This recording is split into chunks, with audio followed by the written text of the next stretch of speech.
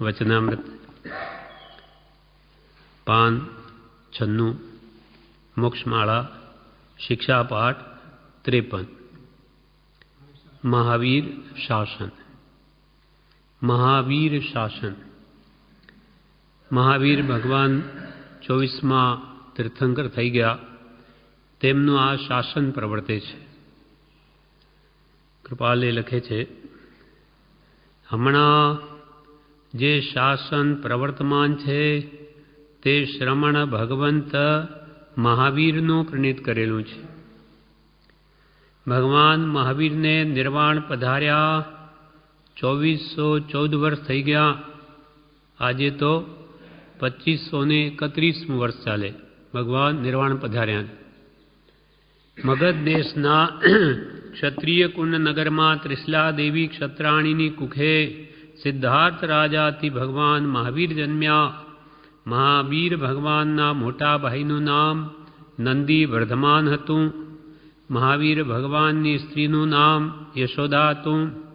30 वर्ष तेओ ग्रस्ताश्रम रह्या। एकांतिक विहारे 12.5 वर्ष एक पक्ष तपादिक सम्यक आचारे एमणे अशेष घनघाती कर्मने बाळीने भस्मीभूत कर्या अने अनुपमे केवल ज्ञान अने केवल दर्शन रुजुवालिका नदी ने किनारे पाम्या। एकंदर 72 वर्षनी लगभग आयु भोगवी सर्व कर्म भस्मीभूत करी सिद्ध स्वरूप ने पाम्या। वर्तमान 24 ए छेल्ला जिनेश्वर हता। भगवान महावीर नु मूळ नाम तो वर्धमान हतुं।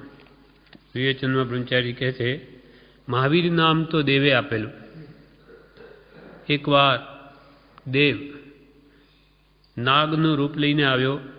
बधा छोकराओ रमता हता त्यारे बधा बीजा छोकराओ डरी गया पण वर्धमान भगवान महावीर नो जीव ए बाळक छे तेने तो ए सापने पकड़ीने फेंकी दीधो। पछी ते दीवे राक्षसनु रूप लीधुं त्यारे एक मुठ्ठी मारी तेने पण शक्तिहीन करी दीधो। तेथी ते देवे भगवाननु नाम महावीर पाड्युं। आ तो महावीर छे। महावीरत्व एनामां छे एवा आ पुरुष छे तेथी आ महावीर नाम देवे पाड़ेलुं छे। एमनी शक्ति अनुसार इंद्रे भगवानना वखाण कर्या हता तेथी ते देव परीक्षा करवा आव्यो हतो। पछी तेणे कह्युं इंद्रने जईने के जेवुं आप पासे सांभळ्युं हतुं तेवुं ज बळ छे तेथी वधारे छे पण ओछुं नथी। शास एटले शिखामण आपवी। महावीर भगवान जे उपदेश कर्यो ए ज शासन छे। एटले जे एमनो उपदेश माने ते एमनी प्रजा अने शास उपरथी शास्त्र भगवाननो उपदेश जेमां होय ते सतशास्त्र कहेवाय छे।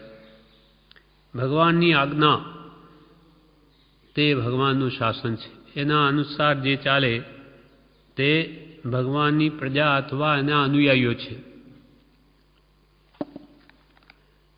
अने मोटा भाई नंदीवर्धन हता। एमना पत्नीनु स्त्रीनु नाम यशोदा हतुं। 30 वर्ष घरमां रह्या। 30 वर्ष ए संयम अंगीकार कर्यो। 30 वर्ष घरमां बस्या रे सुखभर वामानंद आ भगवान पार्श्वनाथ पण 30 ज वर्ष रह्या घरमां। पछी एमने पण दीक्षा लीधी तेम महावीर भगवान पण घरमां 30 वर्ष ज रह्या। एकांतिक पछी 12.5 वर्ष सुधी तप तपी सम्यक आचार पाळी बधा कर्मों ने भस्मीभूत करी केवल ज्ञान केवल दर्शन ने प्रगट कर्युं रुजुवालिका नदीना किनारे। 72 वर्षनु एमनुं आयुष्य हतुं अने ए आयुष्य भोगवी अंते अघातिया कर्म ने पण क्षय करीने सिद्ध स्वरूप ने पाम्या। आ छेल्ला अंतिम तीर्थंकर हता। એટલે શ્રમણ એટલે મોક્ષને માટે જે પુરુષાર્થ કરે તે શ્રમણ કહેવાય સાધુ। निर्वाण ने पाम्या। निर्वाण एटले वाण, वाण एटले वर्णरूप, तेथी रहित थवुं। એટલે અરૂપી થવું તેનું નામ નિર્વાણ છે. વાન એટલે વર્ણ અને રૂપ. નિહિવાણ, વાણ એટલે રૂપ અને વર્ણથી રહિત થવું અર્થાત અરૂપી પદને પામવું તે નિર્વાણ અથવા મોક્ષ કહેવાય છે. સૈનિક રાજાના જ રાજ્યમાં મગધ દેશમાં ક્ષત્રિય કુળના નગર આવેલું છે. નાના રાજ્યો સ્વતંત્ર જેવા હતા. રાજા થયા પહેલાં સૈનિક પણ ત્યાં ગયેલા, રાજા થયા પહેલાં સૈનિક પણ. અને મહાવીરના ચક્રવર્તીના ચિહ્ન હોવાથી ચક્રવર્તી થશે એમ જાણીને એમની સેવા પણ કરેલી એમ કે છે દંતકથા ચાલી આવે છે. એટલે સૈનિક મહારાજા રાજા નહીં થયા ત્યાર પહેલાં મહાવીર ભગવાન ચક્રવર્તીના જે ચિહ્ન અને તીર્થંકરના સરખા હોય, લાંછન વગેરે, પણ ચક્રવર્તીના ઝાંખા હોય, જ્યારે એના વિશેષ બ્રાઇટ હોય, પ્રકાશક હોય, બધા પ્રકાશમાન હોય. તો કે આ કોઈ મહાપુરુષ છે એમ જાણીને સૈનિકે પહેલાં પણ જ્યારે રાજા નહીં થયા એના પહેલાં પણ એમની સેવા કરેલી છે. હવે કૃપાલદેવ આગળ કહે છે, એઓનું આ ધર્મતીર્થ પ્રવર્તે છે તે 21,000 વર્ષ એટલે પંચમ કાળની પૂર્ણતા સુધી પ્રવર્તશે એમ ભગવતી સૂત્રમાં પ્રવચન છે. આ ધર્મ તીર્થ, તીર્થ એટલે જેથી તરાય તે તીર્થ, ચતુર્વીર સંઘની સ્થાપના કરે એ ચતુર્વીર સંઘને પણ તીર્થ કહેવાય. તીર્થની સ્થાપના તીર્થંકર જ કરે. સાધુ સાધ્વી શ્રાવક શ્રાવિકા અને સ્થાપે માર્ગ પ્રરૂપે, એટલે જ્યાં સુધી ભગવાન મહાવીર ન થયા ત્યાં સુધી એમના પહેલાં થયેલા પાર્શ્વનાથ ભગવાનનું શાસન કહેવાતું. ભગવાન થયા એટલે પછી એમનું શાસન કહેવાય.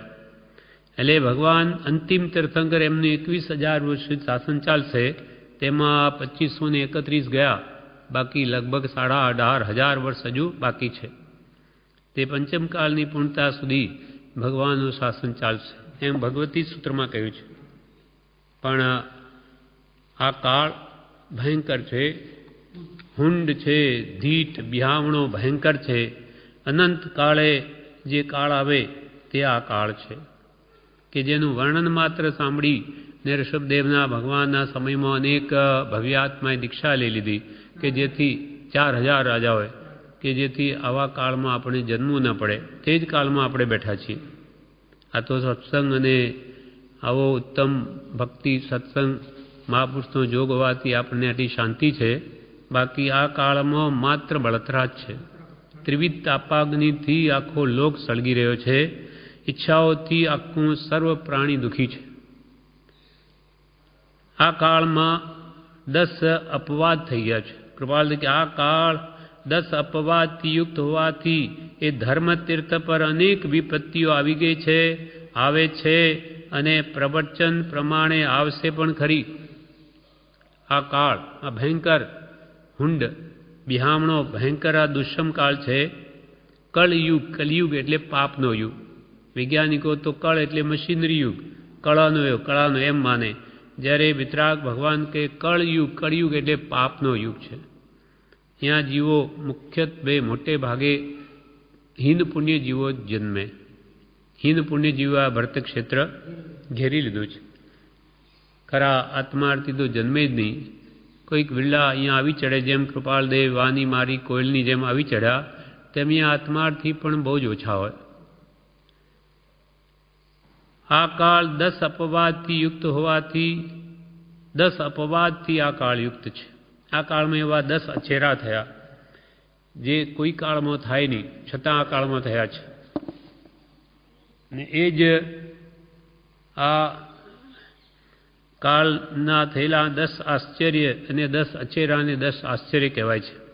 તેમાં પહેલું આશ્ચર્ય આ થયું કે 108 સિદ્ધ એટલે ઋષભદેવ ભગવાન સિદ્ધ થયા તે સમયે, તે જ સમયમાં તેમના 98 નાના પુત્રો, બાહુબલીજી અને ભરતના 8 પુત્રો, એ બધા મળી અને ઋષભદેવ ભગવાન પોતે, એ બધા મળીને 108 ઉત્કૃષ્ટ અવગાહના વાળા અષ્ટાપદ પર્વત ઉપરથી એક સમયે મોક્ષે ગયા. એક સમયમાં ઉત્કૃષ્ટ અવગાહના વાળા 108 મોક્ષ ન જાય. પણ છતાં આ કાળમાં કે છે ગયા છે. તો એ આ બધા આ 10 આશ્ચર્ય છે તે શ્વેતાંબર માને, દિગંબર નહીં માને. શ્વેતાંબર આ માને છે. શ્વેતાંબરની માન્યતા પ્રમાણે અષ્ટાપદ પર્વત ઉપર ઋષભદેવ ભગવાન જે વખતે મોક્ષે પધાર્યા ત્યારે એક સાથે 108 500 ધનુષની કાયાવાળા એમના 98 પુત્રો બાહુબલીજી અને ભરતના 8 પુત્રો મળીને 108 જણા એક સાથે મોક્ષે પધાર્યા. એવું અનંત કાળે બને છે, માટે આ પહેલું અચ્છેરું. બીજું અસંયતિ પૂજા નામનું આશ્ચર્ય બની ગયું. એટલે સુવિધિનાથ ભગવાન ને શીતલનાથ ભગવાન વચ્ચે આંતરામાં જૈન ધર્મ વિચ્છેદ ગયો. એટલે સુવિધિનાથ ભગવાનના નિર્વાણ પછી 9 કોટી સાગરોપમ ગયા પછી શીતલનાથ મોક્ષે પધાર્યા. 9 કરોડ સાગરોપમ એટલો અંતર રહ્યો. એમાં કે છે ત્રિશસ્ત્રી સલાહકા પુરુષ ચરિત્રમાં લખ્યું છે કે તેમાં જૈન ધર્મ જ વિચ્છેદ ગયો. આવું હોય નહીં, છતાં કે છે ગયો. અનંતકાળે આ થયું, માટે એને પણ એક આશ્ચર્ય કહેવામાં આવે છે. એટલે સુવિધિનાથ ભગવાન અને શીતલનાથ ભગવાનના અંતરામાં જૈન ધર્મ વિચ્છેદ ગયો ત્યારે મુનિ વગેરે ન હોવાથી બ્રાહ્મણોની પૂજા અને દાન આપવાનું શરૂ થયું. બ્રાહ્મણોની પૂજા કરવી, અસંયતિ પૂજા, જે સંયમી નથી એની પૂજા થવા લાગી અને એમને દાન આપવામાં ધર્મ માનવા લાગ્યા. આ એક આશ્ચર્ય થયું. ત્રીજું આશ્ચર્ય છે હરિવંશ કુલોત્પત્તિ. એટલે શીતલનાથ ભગવાનના શાસનમાં હરિવર્ષની ભોગભૂમિમાંથી 2 જુગલિયાઓને દેવે અહીં આણ્યા. તેમનું શરીર નાનું કર્યું અને તેમાંથી હરિવંશની ઉત્પત્તિ થઈ. જુગલિયાની પણ કાયા મોટી હોય, એ અહીંયા આવી શકે નહીં, છતાં પણ એમનો એક દેવ હતો જે એમનો શત્રુ હતો. એટલે એ કહે કે આ જીવોને મારે દુઃખી કરવા છે, નરકમાં મોકલવા છે. પણ એ યુગલિયામાં જન્મ્યા છે. હવે યુગલિયા તો બધા મંદ કસાઈ હોય એટલે ત્યાંથી મરીને દેવલોકમાં જ જાય. એટલે હવે એમ નરકમાં કેમ મોકલવા? એટલે કે છે એણે શું કર્યું, એ 2ને દેવ માયાથી ઉપાડીને મનુષ્ય લોકમાં લાવ્યા. ત્યાં રાજ્ય અપાવ્યું. ત્યાં પછી વૈભવ વિલાસમાં એમને લીન કર્યા અને માંસાદી પદાર્થો પણ ખાતા કરી દીધા કે જેથી એ મરીને નરકે ગયા. પણ હરિવંશની તેમાંથી ઉત્પત્તિ થઈ. એટલે હરિવંશ કુલોત્પત્તિ શીતલનાથ ભગવાનના શાસનમાં હરિવંશની ભોગભૂમિમાંથી 2 જુગલિયાને દેવે અહીં આણ્યા. તેમનું શરીર નાનું કર્યું અને તેમાંથી હરિવંશની ઉત્પત્તિ થઈ. આ એ આશ્ચર્ય છે, એવું થાય નહીં. એટલે એક વંશનું નામ, આપણે કુળને વંશ બધા હોય એવી રીતે એ વંશ, એમાંથી પછી કે આ હરિવંશ શરૂ થયો. હવે ચોથું આશ્ચર્ય છે સ્ત્રી તીર્થંકર.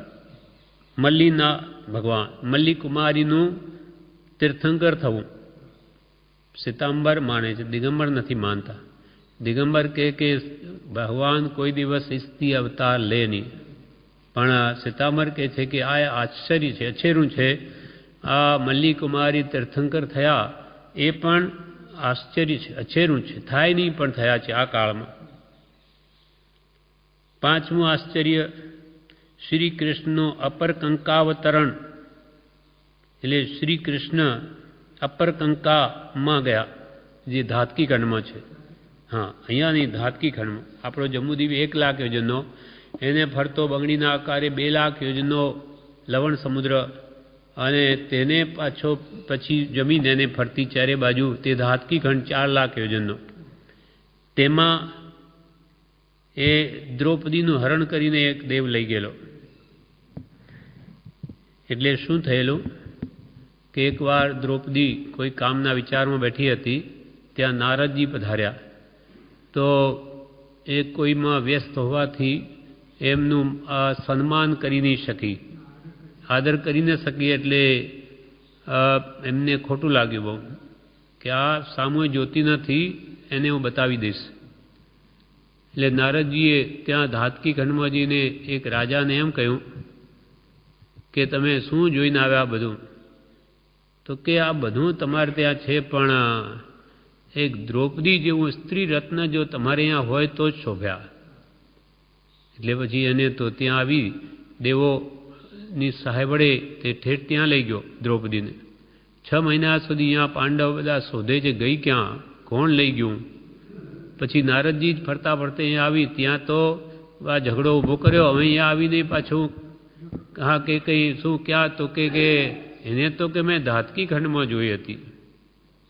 એટલે પછી શ્રી કૃષ્ણ અને પાંડવો એમની સહાયથી શ્રી કૃષ્ણ સહાયથી, શ્રી કૃષ્ણ પોતે 3 ખંડના અધિપતિ છે, એટલે અનેક દેવો સહાયક છે, એટલે એમના બળે એ પણ ત્યાં ધાતકી ખંડમાં જાય છે અને ત્યાં શંખ ફૂંકે છે.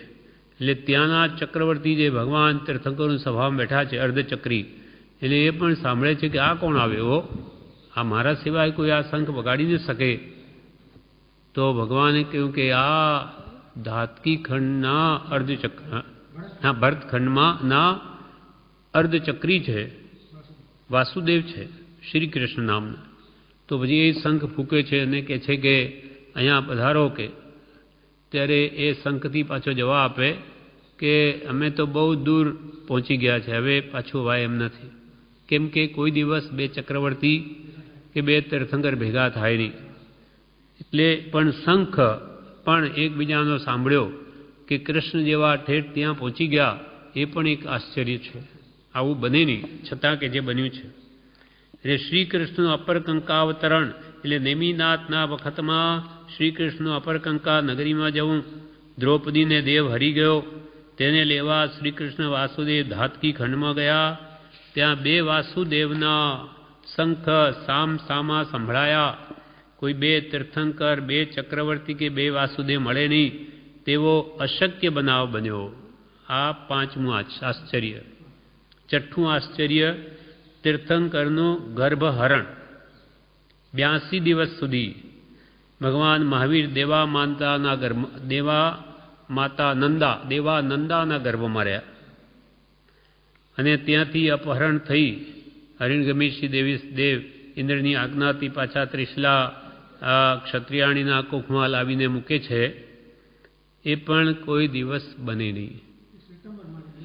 આ બધા જ 10 અછેરા શ્વેતાંબર જ માને, દિગંબર ન માને.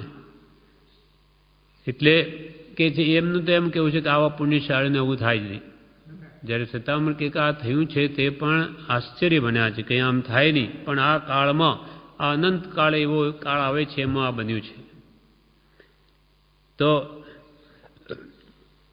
ક્ષત્રિયાણીના કુખમાં 82 દિવસ સુધી ત્યાં રહ્યા અને પછી અહીંયા એમનો લાવ્યા છે. તો એ પણ કે છે એક અછેરું જ છે. એટલે ગર્ભ તીર્થંકરનું ગર્ભહરણ. પછી 7મું આશ્ચર્ય છે ચમરનો ઉત્પાદ. ચમરેન્દ્ર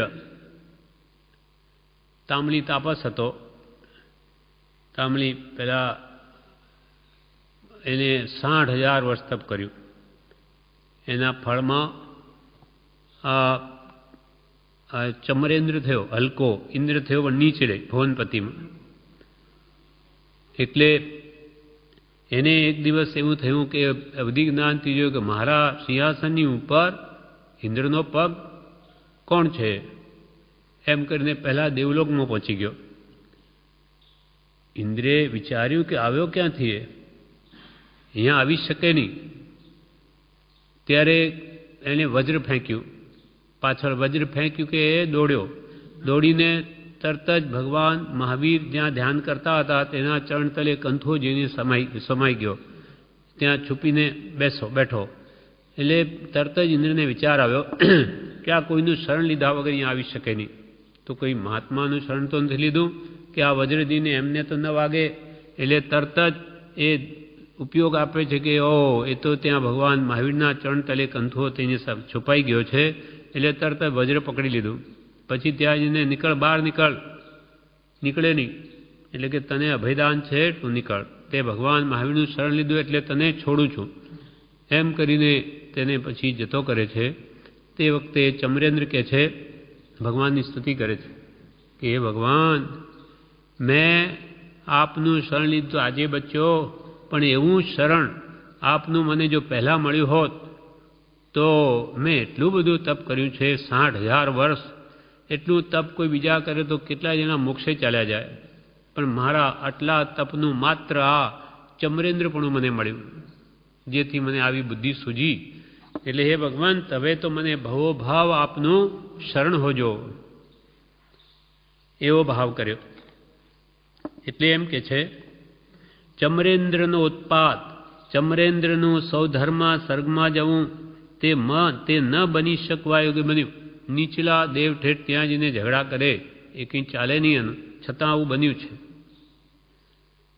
હવે 8મું આશ્ચર્ય, અભાવિત પરિષદ. એટલે મહાવીર ભગવાનની પહેલી દેશના અફળ ગઈ. કોઈ દીક્ષાનો ભાવ કરે એવો એક પણ મળ્યો નહીં. ભગવાન મહાવીર ઉપદેશ આપે છે પહેલી દેશનામાં, ત્યાં કોઈ દીક્ષા લેનાર નથી. એટલે આપણે બોલીએ છીએ, આનંદ વધાઈ કેવાળાયો પન્યો રે વીર જીણંદને, દેશના ખાલી ગઈ વીરની અચરીજ મન મેં પાયો રે, આનંદ વધાઈ કેવાળાયો પન્યો રે વીર જીણંદને. વીર જીણંદને કેવળના ઉપદેશ આપ્યો, પણ કોઈ દીક્ષા લેવાય તૈયાર નહીં. પછી ઇન્દ્રને વિચાર આવ્યો કે હવે શું કરવું. એટલે અવધિજ્ઞાનથી જોયું કે આ ગૌતમ, ઇન્દ્રભૂતિ ગૌતમ એના માટે લાયક છે. 500 શિષ્યનો અધિપતિ છે, અને ત્યાં જઈને પ્રશ્ન પૂછે છે અનેક. તો કે મારા ગુરુ બોલતા નથી, એટલે તમને પૂછું જ જવાબ આપો, એનું શું થાય. તો એ ઇન્દ્રભૂતિને કંઈ ખબર પડે નહીં પ્રશ્નોના જવાબ. એટલે જાણે હવે એના આગળ હારીને શું કરું. એટલે કોણ છે તારા ગુરુ. તો મારા ગુરુ છે મહાવીર, ચાલ કે ત્યાં. એટલે ત્યાં આવે છે. હવે એના પાસે શું કામ હારું, હારું તો એના ગુરુ પાસે જ હારું. ત્યાં જવા આપીશ તારા ગુરુ પાસે. ત્યાં જેવા આવ્યા ત્યારે ભગવાન કે છે કે હે ગૌતમ, હે ઇન્દ્રભૂતિ ગૌતમ, તને સ્વાગત છે. તો મારું નામ કેવી રીતે જાણ્યું. તરત ખ્યાલ આવ્યો, મને કોણ ન જાણે. એમ કરીને સમાધાન થઈ ગયું. તેટલામાં ભગવાન ફરી બોલ્યા કે હે ગૌતમ, તને આત્માની શંકા છે. હા, અને એ વેદના વાક્યથી જ ઉત્પન્ન થયેલી છે. એટલે એને થયું કે ઓહો, આ તો વાત મેં કોઈને કરી નથી. મારા 500 શિષ્ય બધાને ઉપદેશ આપું અને હું એમ કહું કે હું આત્મા છે કે નહીં એની મને શંકા, એ વાત મેં કોઈને કરી નથી. એમણે કેવી રીતે જાણી. એટલે આ ખરેખર જ્ઞાની છે. અંતરના બધા ભાવો જાણે, આ સાક્ષાત જ્ઞાની છે એમ એમને ભાવ ઉપજ્યો. અને પછી ભગવાને બીજો પણ ઉપદેશ આપ્યો સાંભળી, અને ત્યાં ભગવાનને પોતાના ગુરુ કરી અને પોતે એમની પાસે દીક્ષા લે છે. તેવી રીતે એમના જે 500 શિષ્યો હતા તે પણ સાથે દીક્ષા લે છે ભગવાન પાસે. એટલે અભાવિત પરિષદ એટલે પહેલી દેશના ભગવાન મહાવીરની આ ભયંકર કલયુગમાં તે નિષ્ફળ ગઈ.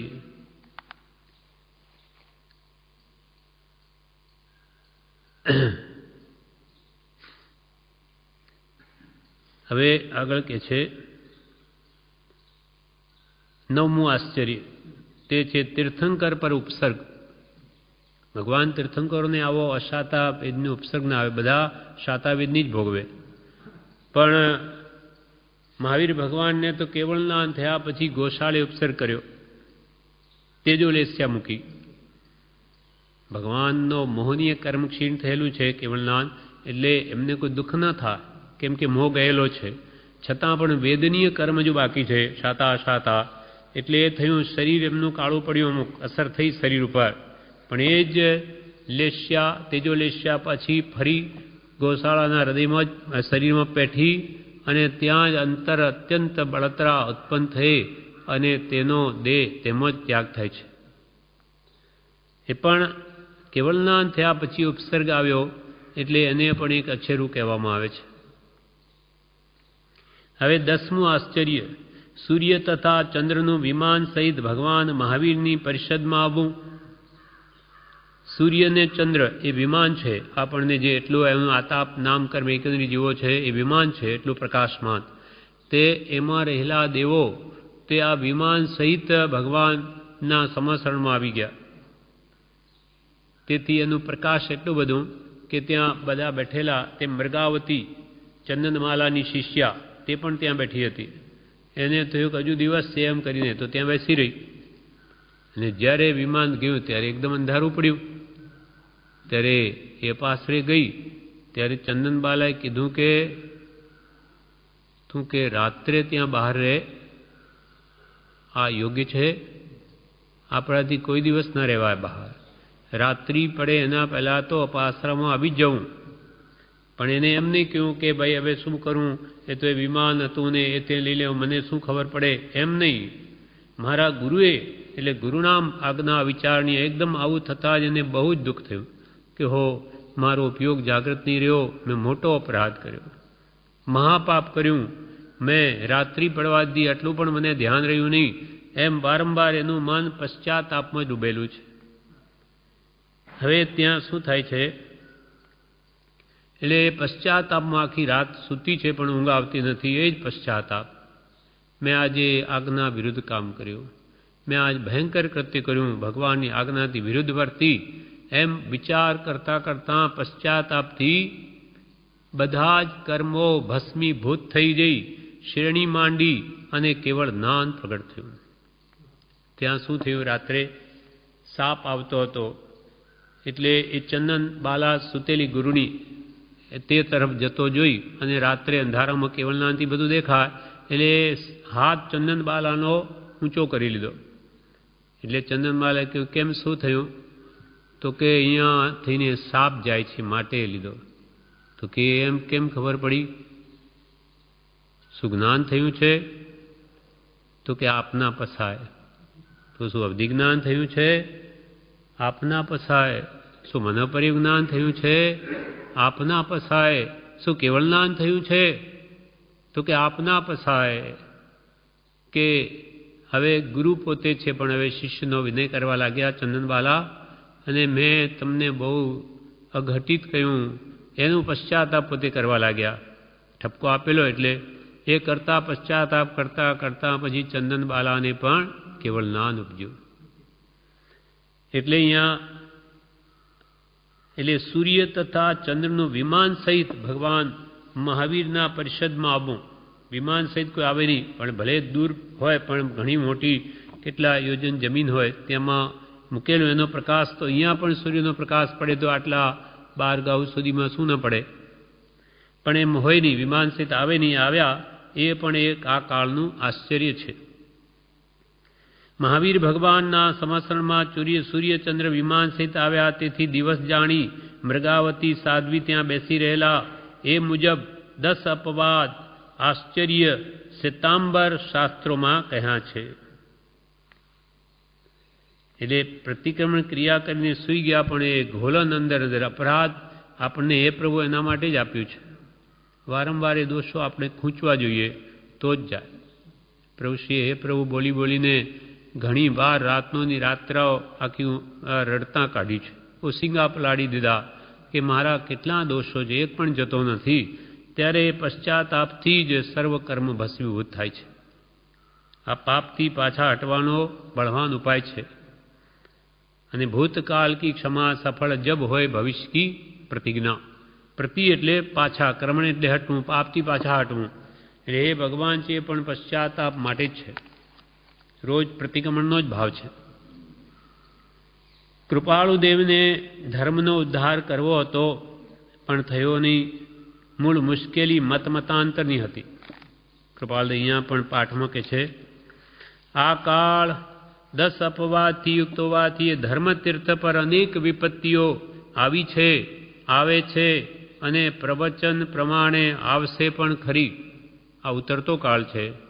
એટલે જેમ હમણાં સવિદીના શીતલનાથ ભગવાનની વચ્ચે આખો ધર્મશાસ્ત્રને જ વિચ્છેદ ચાલી ગયું અને અનેક મતાંતર આ કાળમાં વધ્યા છે. તે એવી વિપત્તિઓ ઘણી આવી ગઈ, હજુ ઘણી આવશે પ્રવચન પ્રમાણે ભગવાને કહ્યું તેથી. કેમ કે કાળનું આવું સ્વરૂપ છે. જૈન સમુદાયમાં પરસ્પર મતભેદ બહુ પડી ગયા છે. પરસ્પર નિંદા ગ્રંથોથી જંજાળ માંડી બેઠા છે. વિવેક વિચારે મધ્યસ્થ પુરુષો મતાંતરમાં નહીં પડતા. જૈન શિક્ષાના મૂળ તત્વ પર આવે છે. ઉત્તમ શીલવાન મુનિઓ પર ભાવિક રહે છે અને સત્ય એકાગ્રતાથી પોતાના આત્માને દમે છે. ગોપાલદેવે કહ્યું, આ જૈન સમુદાયમાં પરસ્પર મતભેદ બહુ પડી ગયા. દિગંબર, શ્વેતાંબર, સ્થાનકવાસી, તેરાપંથી, અંચળ ગચ્છ, ખરતર ગચ્છ, તપાગચ્છ, અનેક 84 ગચ્છ થઈ ગયા અને એને પાછા અનેક ભેદ. એમ જૈન સમાજમાં મતભેદ બહુ પડી ગયા છે. પરસ્પર એકબીજાની નિંદા કરવાથી એવી જંજાલ માંડી બેઠા. શ્વેતાંબરને કહો તો દિગંબર એ આ બધા નાસ્તિક છે. દિગંબરને પૂછો તો કે શ્વેતાંબર બધા નાસ્તિક. એ એકબીજાની નિંદા કરે, પણ જે પોતાના રાગદ્વેષ કાઢવાથી કે નિંદા એ સબળ પાપ માનવું પર નિંદા, કૃપાલદેવે કહ્યું, એ તરફ લક્ષ નથી, પણ ધર્મના નામે નિંદા. એટલે જૈન શાસનની પ્રતિદિન હીનતા થતી જાય છે. એટલે વિવેચનમાં કહે છે, પડતો કાળ છે, તેથી શાસનનો ફરી વચ્ચે ઉદ્યોગ થાય અને ફરી મંદ પડી જાય છે. મૂળ ભગવાનની વાત કહેનારા પુરુષો પાકે છે, પરંતુ તેમને યથાર્થ માનનારા, અનુસરનારા બીજા ન થાય. આવા વચ્ચે વચ્ચે કોઈ જ્ઞાની પુરુષો થાય છે, પણ બધા કે એની વાત માને નહીં, બહુ જૂજ જ માનનારા હોય. એટલે આવા પાકે છે, પણ એને માનનારા કે એના કહ્યા પ્રમાણે ચાલનારા તો બહુ ઓછા હોય. જૈન તત્વને જાણનારા કેટલાક થાય, પણ તેની પાછળ મંડી પડનારા, તેની પૂર્ણતાએ પહોંચનારા ન મળે. જૈન તત્વને જાણે,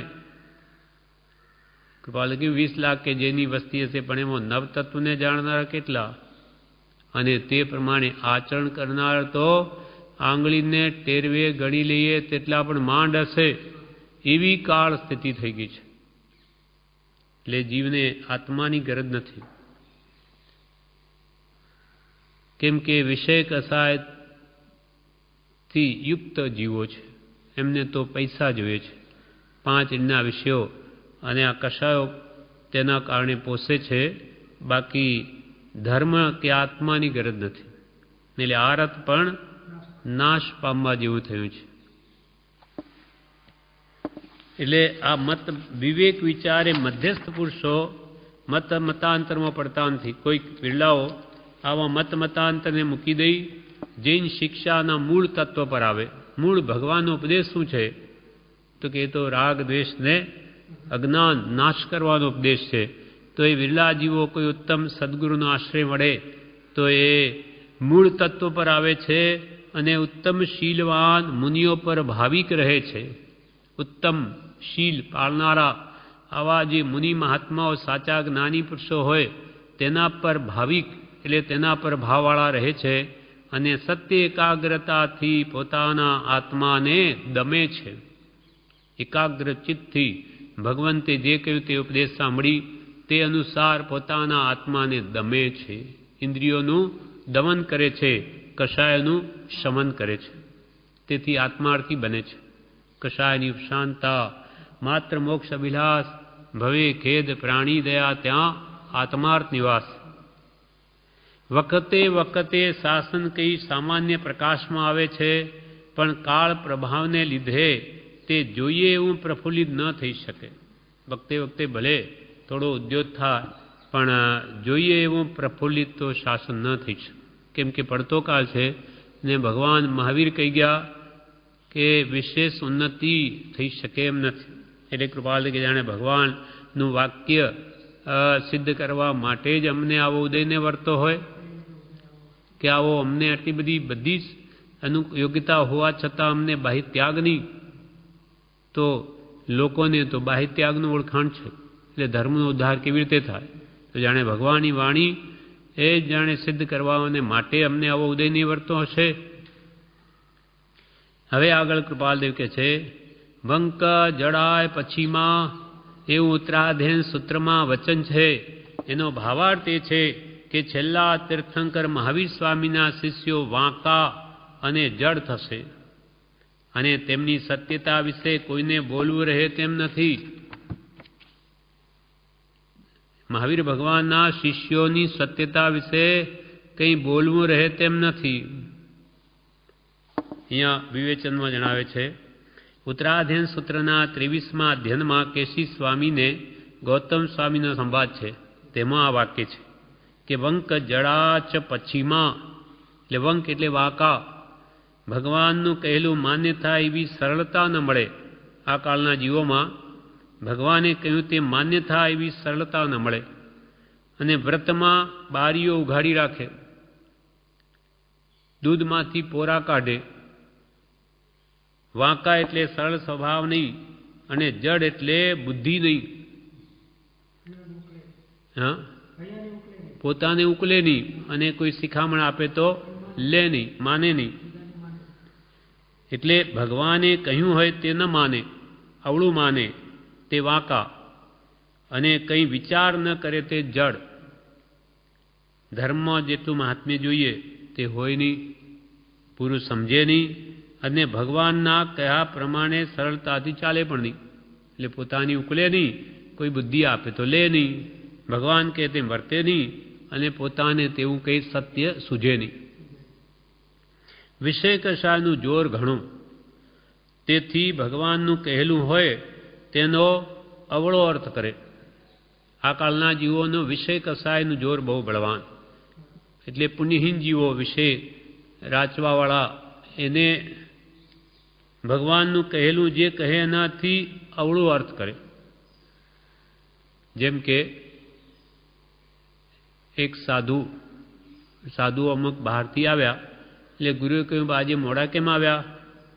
તો કે ગુરુદેવ ત્યાં નટનું નાટક થતું હતું એટલે અમે જોવા ઉભા રહ્યા. તો કે આપણાથી નટનું નાટક ન દેખાય, એ તો મોહનું કારણ છે. તો કે સારું. ફરી બીજી વાર મોડા આવ્યા, તો કે આજે કેમ મોડા આવ્યા? તો કે આજે નટડીનું નાટક થતું હતું એ જોવા ઉભા રહ્યા. પણ તમને કહેલું ને તે દિવસે કે નટનું નાટક ન જોવાય?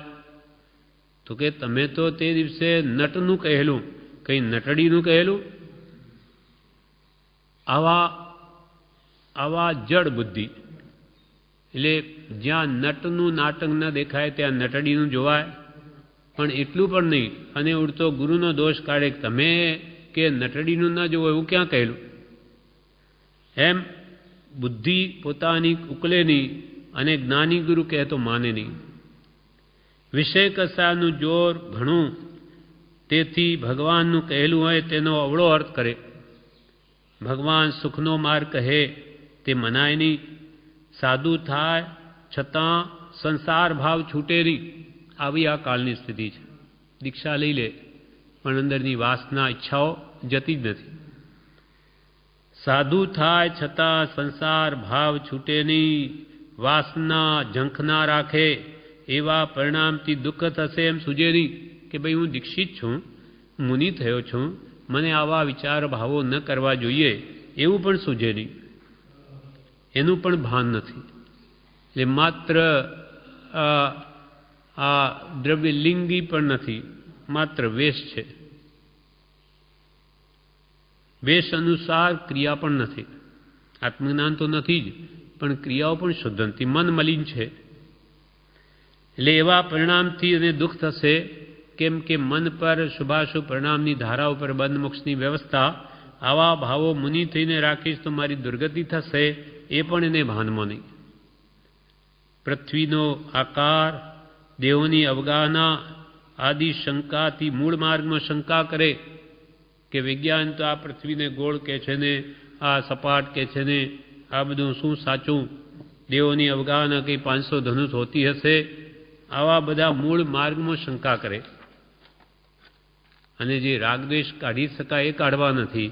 અને આવા નહીં જેવા વાતના ઝઘડા ઊભા કરી અને શંકાઓ લોકોમાં ઊભી કરે. તે વાંકા અને જડ. સરળ હોય તો કર વિચાર તો પામ, એમ તત્વનો વિચાર કરવા માંડે કે ભાઈ કેવી રીતે ભગવાને કહ્યું, જો અમને હોય તો એમને આમ કહેવાથી શું લાભ? પણ તેનો વિચાર પણ કરે નહીં. એટલે હવે કૃપાલદેવ પાઠમાં આગળ કે છે, વંક જડાય પશ્ચિમાય ઉત્તરાધ્યન સૂત્રમાં વચન છે. એનો ભાવાર્થ એ છે કે છેલ્લા તીર્થંકર મહાવીર સ્વામીના શિષ્યો વાંકાને જડ થશે અને તેમની સત્યતા વિશે કોઈનું બોલવું રહે તેમ નથી.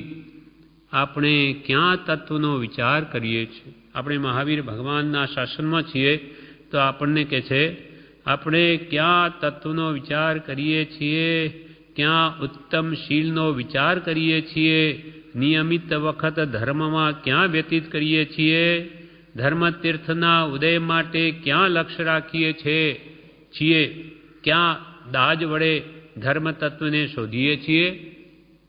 શ્રાવક કુળમાં જન્મ્યા એથી કરીને શ્રાવક એ વાત આપણે ભાવે કરીને માન્ય કરવી જોઈતી નથી.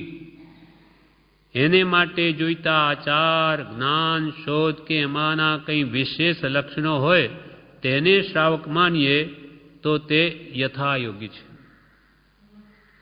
વિવેચનમાં કે છે ભગવાને શું કહ્યું તેનો વિચાર કરવો.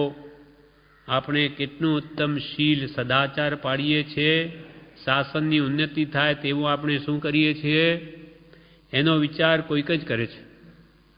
ભગવાને કહેલી વાત ભૂલી ગયા છે, વિચાર નથી. શ્રાવક કુળમાં જન્મ્યા તેથી શ્રાવક કહેવાય નહીં. શ્રાવકના જ્ઞાન આચાર તો કહેવા જોઈએ. બીજા કરતાં શ્રાવક જુદો પડવો જોઈએ. શ્રાવક તો હાઈકોર્ટના જજ એટલે સત્યવાદી અને હાઈકોર્ટના જજ જેટલો સત્યવાદી અને પ્રામાણિક હોવો જોઈએ. અગાઉ એવા શ્રાવકો હતા તે નિંદવોને પણ પાંસરા કરતા, એવા વિચક્ષણ હતા. એટલે જે ભગવાનથી વિરુદ્ધ આ જમાલી ગોશાલા વગેરે વર્તે એને પણ ઠેકાણે લાવે એવા હતા. શોધ એટલે શંકાનું સમાધાન ગમે ત્યાંથી પણ કરી લેવું. શંકામાં ગળકા ન ખાવા, શંકા તો પૂછીને પણ એનું નિવારણ કરવું. જ્યાં શંકા ત્યાં ગણ સંતાપ, જ્ઞાન તહાં શંકા નહીં સ્થાપ.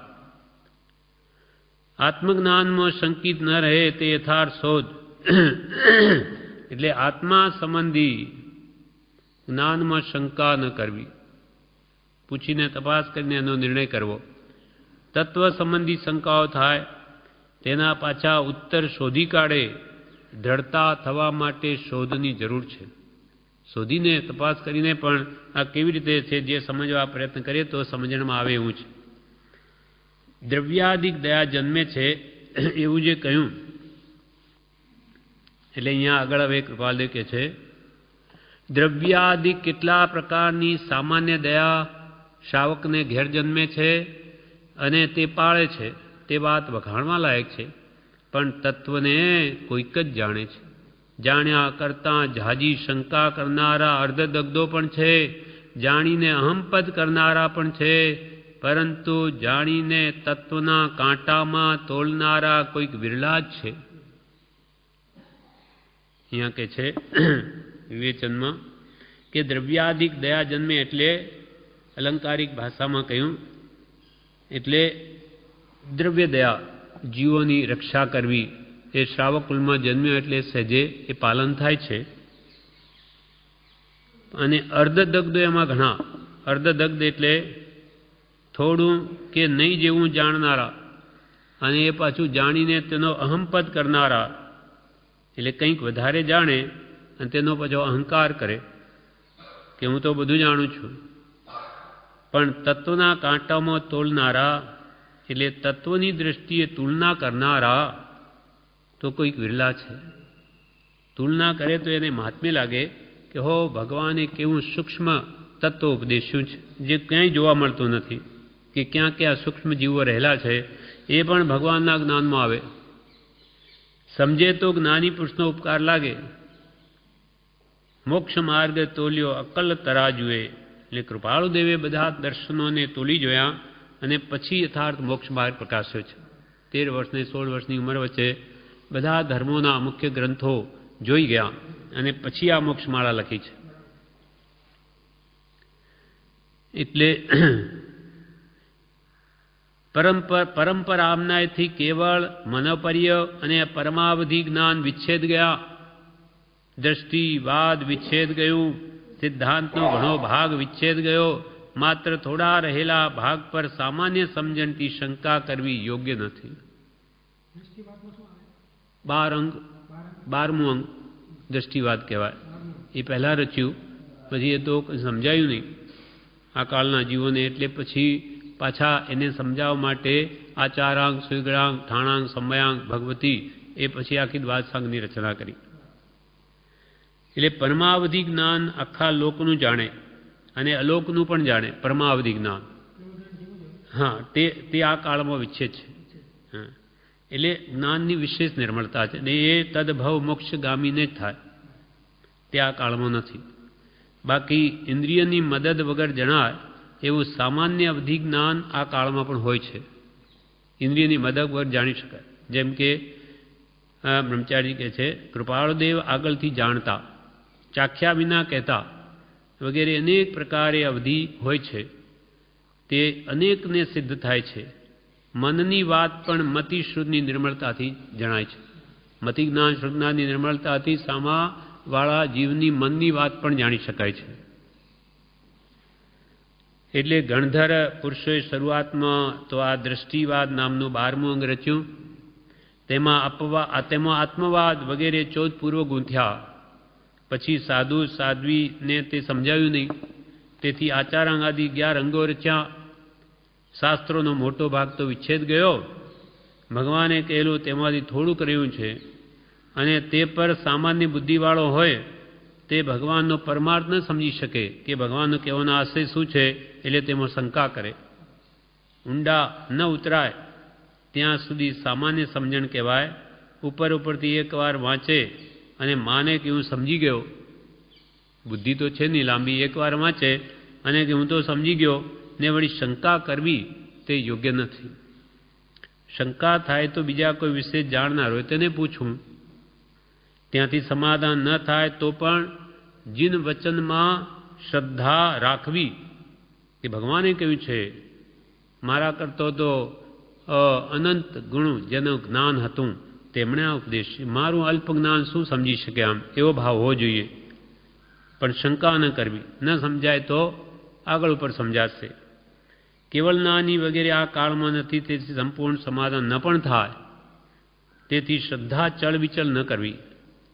ભગવાને એકાંતે નથી કહ્યું, આખો માર્ગ સ્યાદવાદ છે.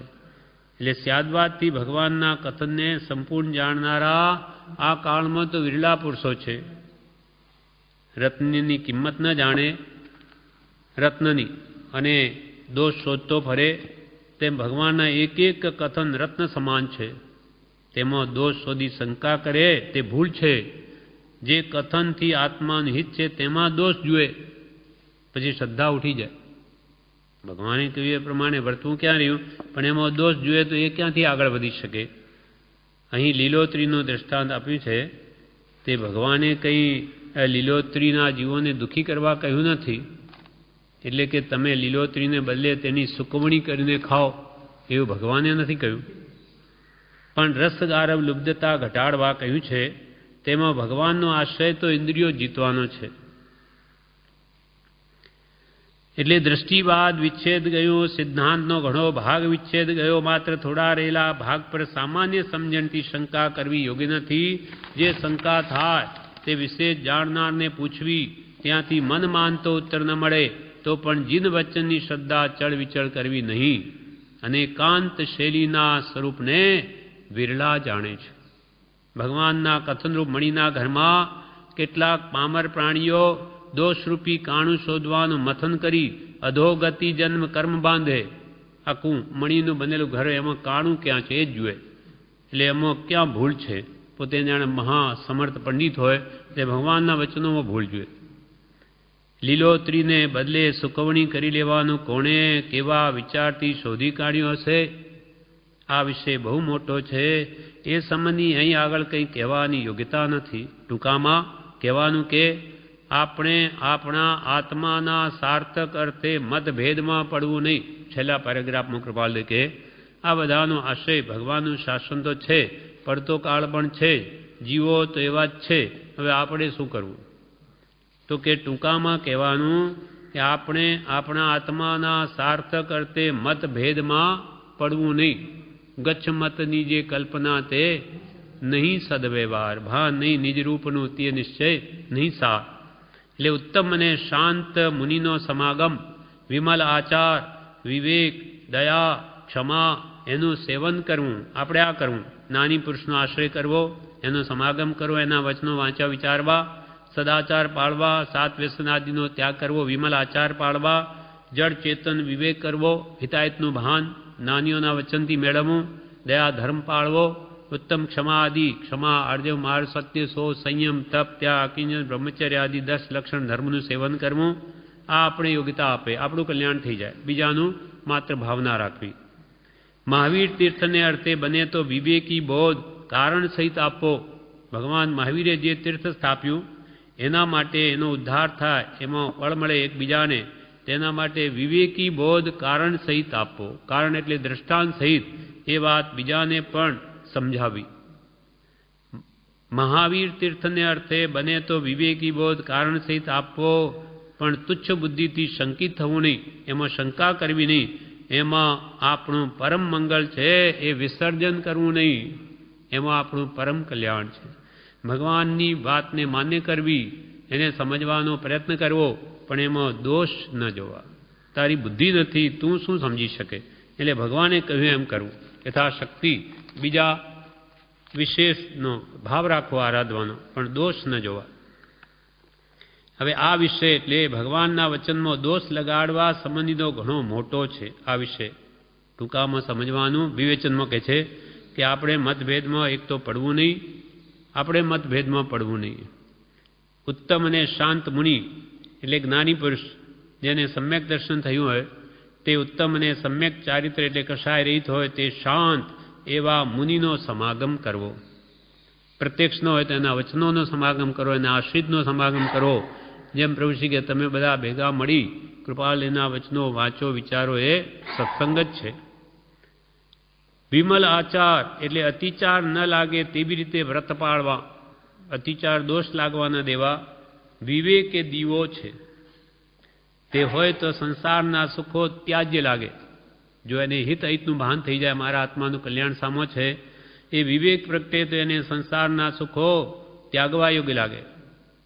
જ્ઞાન, દર્શન આદિ સ્વભાવને પોતાનું તે સ્વરૂપ જાણે, ભેદ જ્ઞાન કરે, અજ્ઞાન અદર્શનને છોડે, તે વિવેક છે. મિથ્યા માન્યતાઓને છોડે, જડને જડ જાણે, ચેતનને ચેતન જાણે, એ જડ ચેતન વિવેક છે. એવી રીતે ભેદ જ્ઞાન કરે.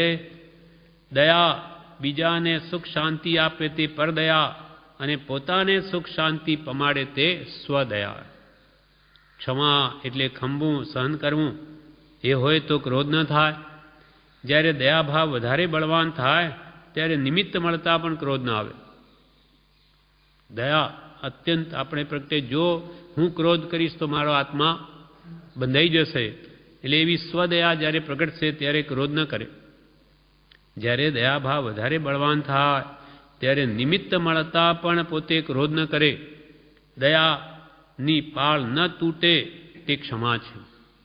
મહાવીર તીર્થને અર્થે બને તો વિવેકી બોધ કારણ સહિત આપવો, એટલે બીજાને એ વાત ગળે ઉતરે, બીજાને ભગવાન મહાવીરની વાત ગળે ઉતરે એવી રીતે કહેવી.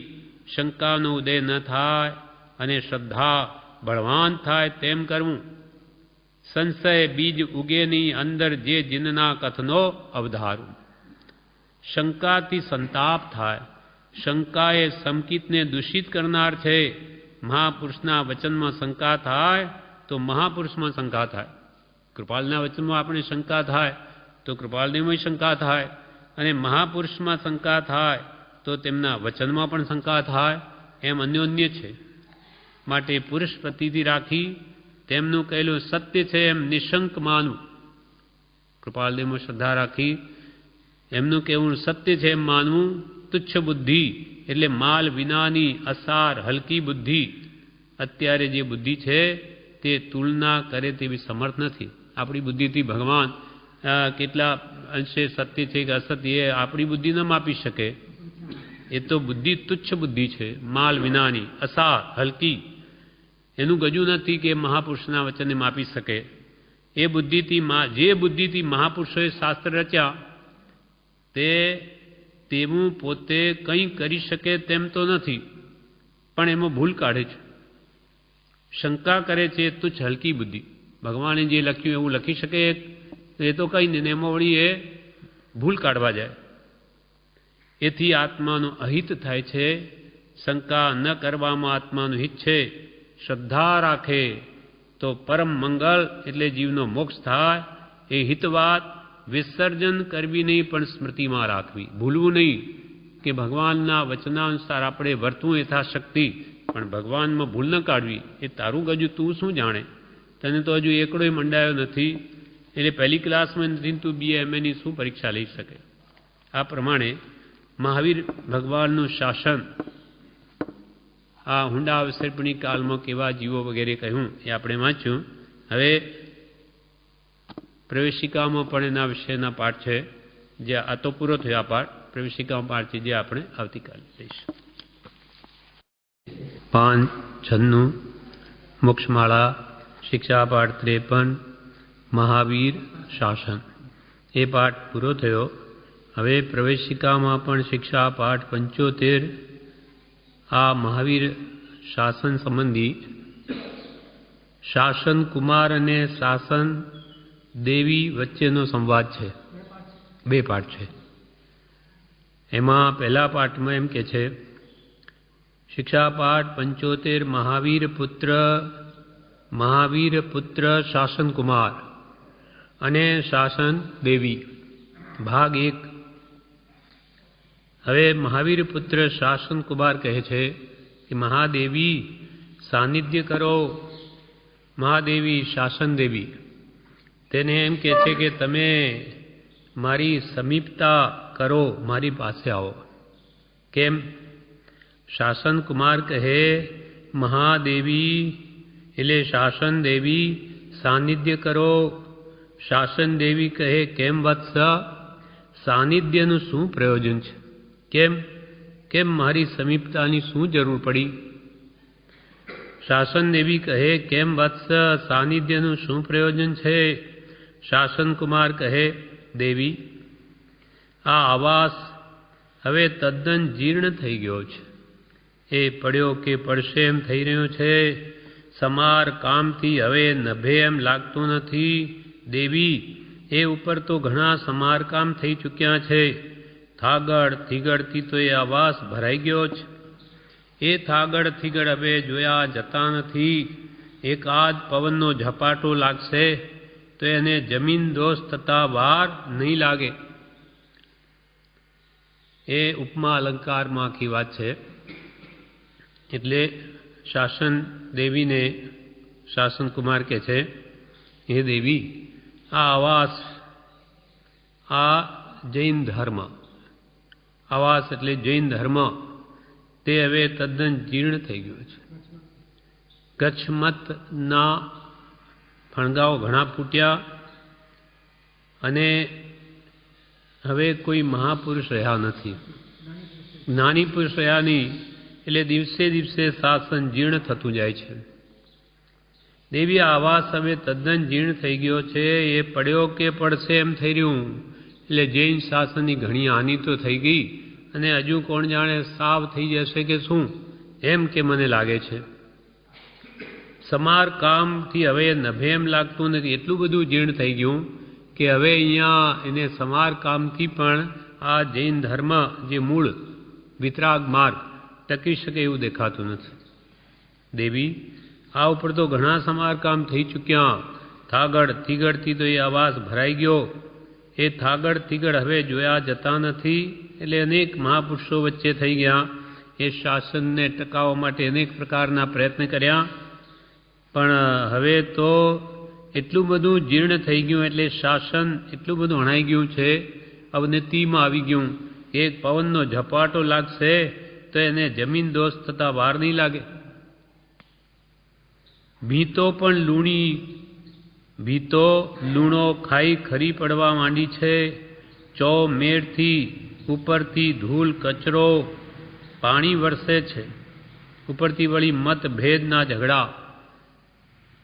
કૃપાલદેવે આત્મસ્થિતિમાં કહ્યું, હોય કદાપી મોક્ષપદ નહીં અવિરોધ ઉપાય, કર્મો કાળ અનંતના સાથી છેદ્યા જાય, અથવા મત દર્શન ઘણા કહે ઉપાય અનેક, તેમાં મત સાચો કયો બને ન એહ વિવેક. એટલા બધા મત પંથ પડી ગયા, એમાં મોક્ષ માર્ગ મેળવવા માટે સાચો માર્ગ કયો એ જ ખબર નથી પડતી. એટલે એટલી બધી સ્થિતિ હીણ થઈ ગઈ છે, એટલો બધો ધૂળ કચરો એના ઉપર પડી ગયો કે મૂળ વસ્તુ જ દેખાતી નથી. આમ મારે રહેવા યોગ્ય આવાસ હવે રહ્યો નથી, એટલે કે હવે આ શાસન રહી શકે એમ લાગતું નથી. અધિષ્ઠાય કે હવે તો નવી ઇમારતની જરૂર છે, એટલે હવે તો મૂળ માર્ગ બતાવનાર કોઈ સાચો પુરુષ જોઈએ. હવે તો મારાથી આ ઘરમાં રહી શકાય એમ નથી. કેટલા બધા મત પંથ ઝઘડા ક્લેશ કજિયા ધર્મના નામે થઈ પડ્યા, અને મૂળ માર્ગ તો સાવ દટાઈ ગયો, અને ધર્મના નામે બધો ધમ મચી ધર્મ માર્ગ રહ્યો દૂર રહે. એટલે શાસન કુમાર કહે, આ ઘરમાં હવે મારાથી રહી શકાય એમ નથી. એટલે કે હું ખરેખર ભગવાનનું જે મૂળ શાસન છે એ ટકી શકે એમ લાગતું નથી. મારા માતા પિતા એટલે ભગવાન મહાવીર, શાસન કુમાર ભગવાન મહાવીરના પુત્ર તરીકે અહીંયા ઉપમા આપી છે. તો મારા માતા પિતા ભ્રાતા ભગીનીઓ અપુનરાવર્ત ગતિ પામ્યા. મારા પિતા મહાવીર મોક્ષે પધાર્યા. અપુનરાવર્ત એટલે ફરીથી જેનો જ્યાંથી જન્મવું નથી એ મોક્ષ ગતિને પામ્યા. મારા ભ્રાતા ભગીનીઓ બધા કેવળ જ્ઞાનીઓ, સાધુ સાધ્વીઓ, શ્રાવક શ્રાવિકાઓ એ બધા જ જે ખરા આરાધક હતા તે તો બધા મુક્તિને પામી ગયા, કોઈ અહીંયા દેખાતું નથી. મારા માતા પિતા ભ્રાતા ભગીનીઓ અપુનરાવર્ત ગતિ પામ્યા છે, મને નિરાધાર મૂકી ચાલ્યા ગયા છે. હું એકલો જ છું, આ શાસનને નિરાધાર, હવે શાસનની સંભાળ લેનાર કોઈ દેખાતું નથી. દેવી મારું રક્ષણ કરો, નહીં તો મારું આવી બન્યું છે. શાસન દેવીને કે હવે મારી રક્ષા કરો, નહીં તો આ શાસનનું તો હવે આવી બન્યું છે. પછી અન્ય માતા પિતાને ઉદર જન્મ પામું ત્યારે ખરો. અહીંયા તો કંઈ હવે દેખાતું નથી.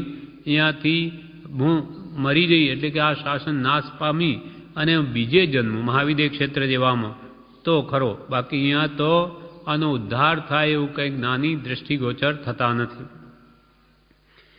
પછી અન્ય માતા પિતાને ઉદર જન્મ પામું ત્યારે ખરો. વળી પવિત્ર દેવી આ મારું અંગરખું કેવળ જીર્ણ થઈ ગયું છે. કપડાં પણ જુદા જુદા દરજીઓએ દયા લાવી વારંવાર થાગડ થીગડ કરી અને નભાવ્યું. એટલે પૂર્વે જે મહાપુરુષો થઈ ગયા, હેમચંદ્રાચાર્ય, આનંદ ઘનજી કે ચિદાનંદજી મહારાજ કે દેવચંદ્રજી વગેરે અનેક મહાપુરુષો પણ થઈ ગયા. એમને અનેક થાગડ થીગડ કરીને શાસનને નિભાવ્યું. હવે તો આ સાવ જરી જવા માંડ્યું છે. દેવી હવે તો મને બંધ બેસતું લુગડું સીવી કે સીવડાવી આપ. મારા માતા પિતા તો પૂર્વે કહ્યું તેમ મને અત્રે આ કાળે તજી સ્વધામ પધારી ગયા. મારા માતા પિતા તો પૂર્વે મેં કહ્યું તેમ બધા મોક્ષે ચાલ્યા ગયા છે. મારા ભાઈ ભાંડુએ પણ એ વાટ લીધી. બીજા જે સાધુ સાધ્વી વગેરે સાચા જ્ઞાની પુરુષો હતા એને પણ એ વાટ લીધી, એ મોક્ષે પહોંચી ગયા. તે વિરહના શોકે મારો આ દેહ કૃષ્ણ થઈ કેવળ હાડ પિંજર હાડકાનો માળો થઈ ગયેલ છે. એટલે હવે આ શાસન ટકી શકે એમ લાગતું નથી. જેમ બધું માંસ ખવાઈ ગયું, શરીર ક્ષીણ થઈ ગયું, હાડ પિંજરનો માળો રહ્યો હોય તો એ કેટલા દિવસ ટકી શકે એમ મારી સ્થિતિ થઈ ગઈ છે. હવે આ શાસનને કોઈ પોષણ આપે એવું દેખાતું નથી. એ વિરહના શોકે મારો આ દેહ કૃષ્ણ થઈ કેવળ હાડ પિંજર હાડકાનો માળો થઈ ગયેલ છે. લોહી માંસ કેવળ શોષાઈ ગયા છે. એક તો અંગવસ્ત્ર જીર્ણ થઈ ગયું છે અને આ દેહ હાડ પિંજર છે એટલે હવે મારાથી તાપ ટાઢ સહન થઈ શકતા નથી. અનેક મત પંથ ધર્મના નામે ઊભા થઈ સતમાર્ગને દાટી દે છે. કૃપાલયા કુગુરુઓ બાળા ભોળા જીવોને વિપરીત માર્ગે ચઢાવે એ બરછી અમાથી સહન થતી નથી. એમ હવે મારાથી તાપ ટાઢ સહન થઈ શકતા નથી, માટે શાસન દેવી નવા વસ્ત્ર વડે મારી સંભાળ લે, એટલે સાચો મૂળ વિતરાગ માર્ગ પ્રગટ કર, એવો કંઈ ઉપાય કર, નહીં તો હવે પ્રાણ નહીં ટકે. હવે મૂળ માર્ગ કરી શકે એમ લાગતું નથી. વળી નવા માતા પિતાના ઉદરે જન્મ પામું ત્યારે ખરો, કાં તો પછી અહીંયાથી દેહ છોડીને નવા દેહમાં જન્મું મહાવિદેહ જેવામાં જ્યાં સત્પુરુષોની હાજરી હોય ત્યાં જવું તો ખરો. બાકી અહીંયા તો કંઈ મારો ઉદ્ધાર થાય એવું કંઈ દેખાતું નથી. વળી અધિષ્ઠાય કે શાસન દેવીને કે છે, અધિષ્ઠાય કે મારે કયે રસ્તે જવું? દેવી આગલો કેડો ક્યાં ગયો? મારે કયા રસ્તે આગળ વધવું?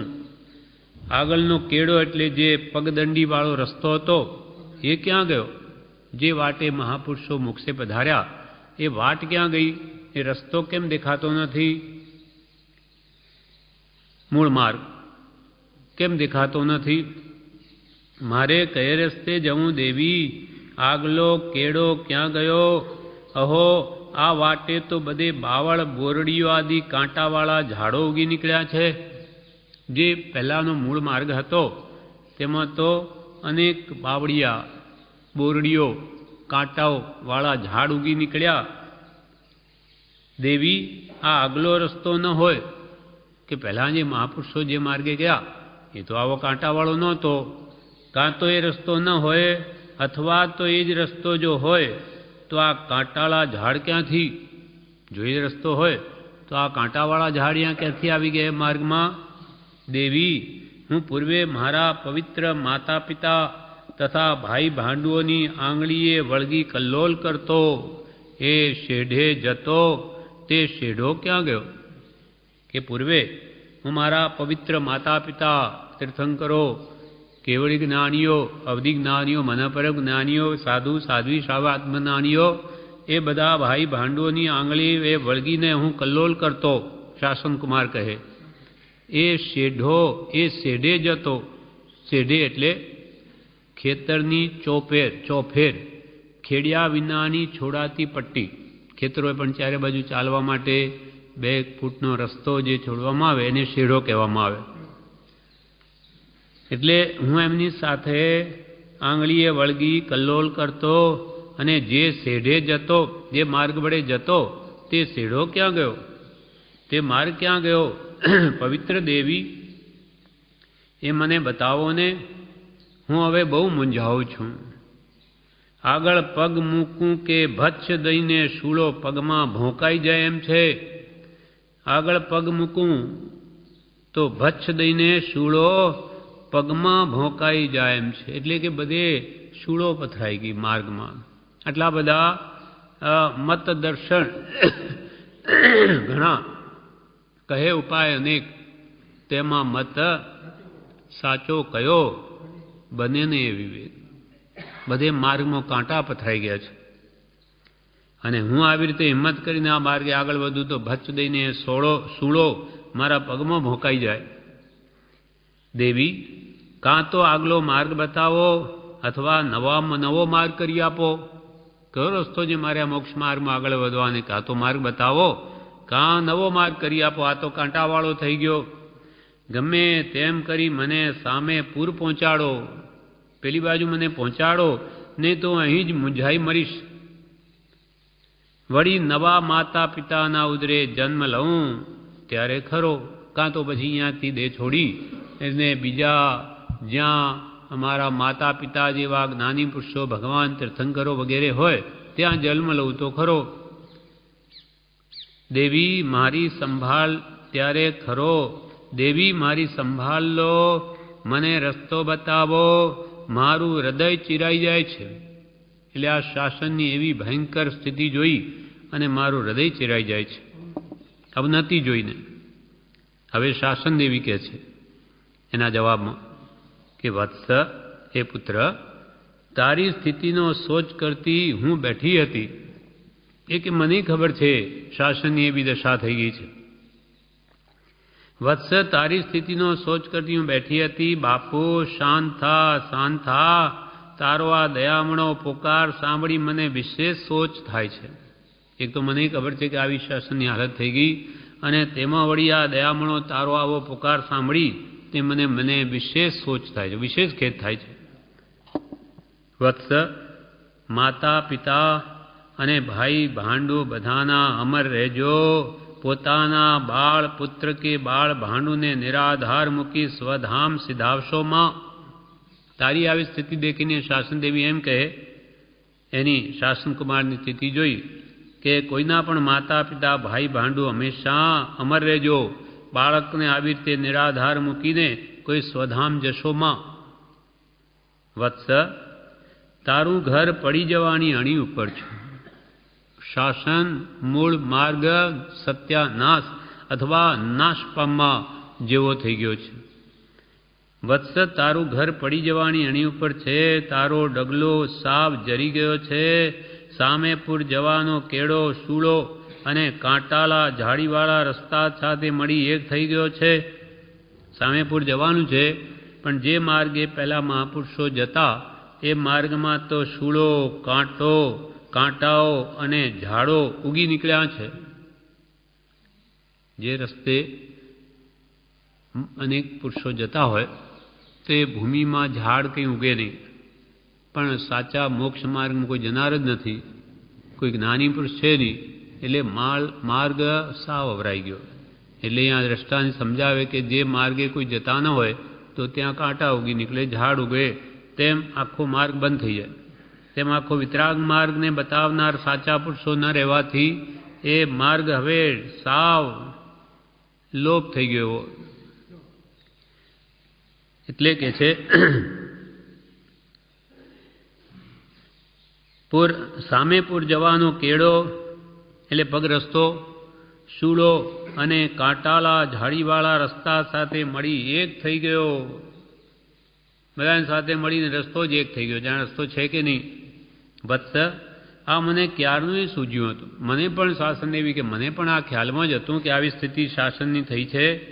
તેથી મહારાજથી બનતા સમારકામ થાગડ થીગડ અને રક્ષકો વડે બધાને યથાશક્તિ સંભાળી રાખ્યા હતા.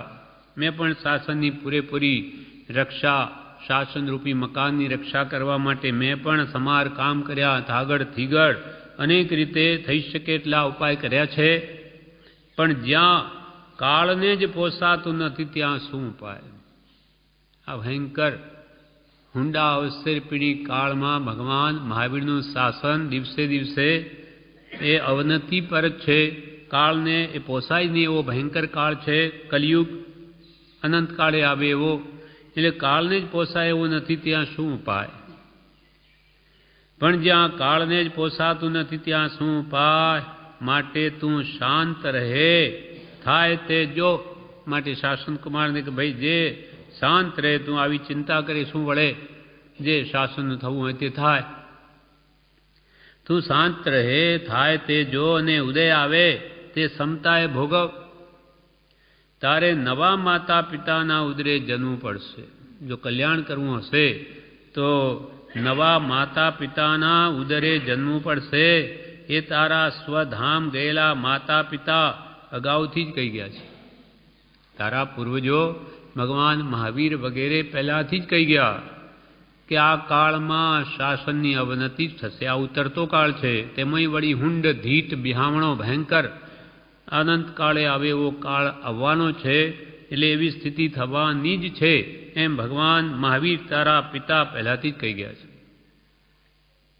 માટે તું શાંત રહે, થાય તે જો, અને ઉદય આવે તે સમતાએ ભોગવ. તારે નવા માતા પિતાના ઉદરે મોક્ષ જવા માટે જન્મવું પડશે. એ તારા સ્વધામ ગયેલા માતા પિતા અગાઉથી જ કહી ગયા છે. તારી વર્તમાન સ્થિતિ જોઈ તને ભય લાગ્યો, પણ એ તારો એ ભય ખરો છે. તારો ભય સાચો છે કે શાસનની એવી ભયંકર સ્થિતિ છે અને એ થવાની જ હતી, ભગવાન કહી ગયા છે. છતાં બાપુ તારું આયુષ્ય હજુ બહુ બાકી છે. હે શાસન કુમાર, તું શું ચિંતા કરે? હજુ તો તારે ઘણું જીવવાનું છે. હજુ તો ખાલી 2500 જ વર્ષ ગયા. હજુ તો 18,500 વર્ષ તારે જીવવાનું છે. તો હમણાંથી આવી ચિંતા શોક કરે શું વળે? છતાં બાપુ તારું આયુષ્ય હજુ બહુ બાકી છે. તારા પવિત્ર જનકને સ્વધામ પધાર્યા. પવિત્ર જનક પિતા મહાવીર ભગવાનને સ્વધામ એટલે મોક્ષે પધાર્યા. માત્ર 2500 વર્ષ થયા છે. તારે હજી 18,500 વર્ષ જીવવાનું છે. તું ગભરાય છે કેમ? તું શાંત રહે, શાંત રહે. અદેકા કાળથી તારો વૈભવ, તારી જાહો જલાલી દેખી ખમી શકાતા નથી. તારો જે વિતરાગનો માર્ગ મૂળ, જેનો વૈભવ આવા અદેખા ભયંકર કલિયુગથી એ તારા આત્માનો વૈભવ કે જાહો જલાલી દેખી ખમી શકાતા નથી. એટલે તને સુખે રહેવા નહીં દે. પણ તું શાંત રહે, શાંત રહે. પણ તું શાંતિ રાખ.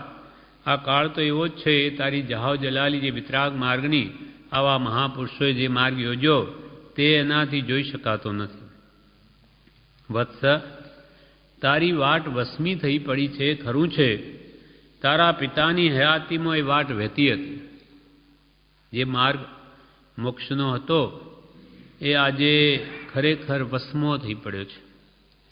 મોક્ષ માર્ગ બહુ લોપ, ઘણો જ લોપ થઈ ગયો, દટાઈ ગયો જાણે મૂળ માર્ગ. વત્સ, તારી વાટ વસમી થઈ પડે છે, ખરું છે. તારા પિતાની હયાતીમાં એ વાટ વહેતી હતી. તારા પિતા ભગવાન મહાવીર હતા ત્યારે એ માર્ગ બિલકુલ ખુલ્લો હતો. બધા એ માર્ગે જતા હતા. તારા પિતાની હયાતીમાં એ વાટ વહેતી હતી. ત્યાર પછી પણ કેટલાક વર્ષ સુધી તારા ભાઈ ભાંડુઓ એ વાટે હાર દોર દોડ્યા જતા હતા. ભગવાન મહાવીર ગયા પછી પણ સુધર્મા સ્વામી, સંભવ સ્વામી, ગૌતમ સ્વામી વગેરે અનેક મહાપુરુષોએ માર્ગે મોક્ષે સિધાવ્યા છે. એટલે તારા પિતાને ગયા પછી પણ કેટલાક વર્ષ સુધી તો તારા ભાઈ ભાંડુઓ એટલે આચાર્ય ભગવંતો વગેરે કે કેવળનાનીઓ વગેરે હાર દોર દોડ્યા. હાર દોર એટલે એક હારમાં હાર બંધ, એક પછી એક એ માર્ગમાંથી મોક્ષે પધારતા જતા હતા. અને તું પણ તેઓની આંગળીએ વળગી કલ્લોલ કરતો જતો હતો. આ બધું મને નજરે તરી આવે છે. તારી વાત સાચી છે કે એક સમય હતો આ બધા મહાપુરુષો ઘણા હતા, બધા મોક્ષે જતા હતા અને તું પણ એમની આંગળી પકડીને તું પણ આનંદ કરતો હતો. પણ વત્સ, એ દિવસો નજરે આવતા મારું હૈયું ભરાઈ આવે છે. શાસન દેવી કહે એ ભગવાન તીર્થંકરોનો સમય કે ત્યાર પછી પણ અમુક સુધી તો જે જાહો જલાલી વિતરાગ માર્ગની હતી તે જોતા નજરે સમક્ષ યાદ આવતા મારું હૈયું ભરાઈ આવે છે. તે દિવસો પછી તારા ભાઈ ભાંડુઓએ છૂટા છવાયા આવવા માંડ્યું. પહેલાં તો હાર દોર, એક લાઈનમાં એક જાય બીજા આવે, આવી રીતે ચાલતું. ત્યાર પછી પણ કોઈ 100 વર્ષે, 200 વર્ષે, 500 વર્ષે પણ આવા મહાપુરુષો થયા કરતા હતા. એટલે ત્યાર પછી પણ તારા ભાઈ ભાંડુઓ એટલે જ્ઞાની પુરુષો છૂટા છવાયા આવવા માંડ્યું મોક્ષ માર્ગમાં.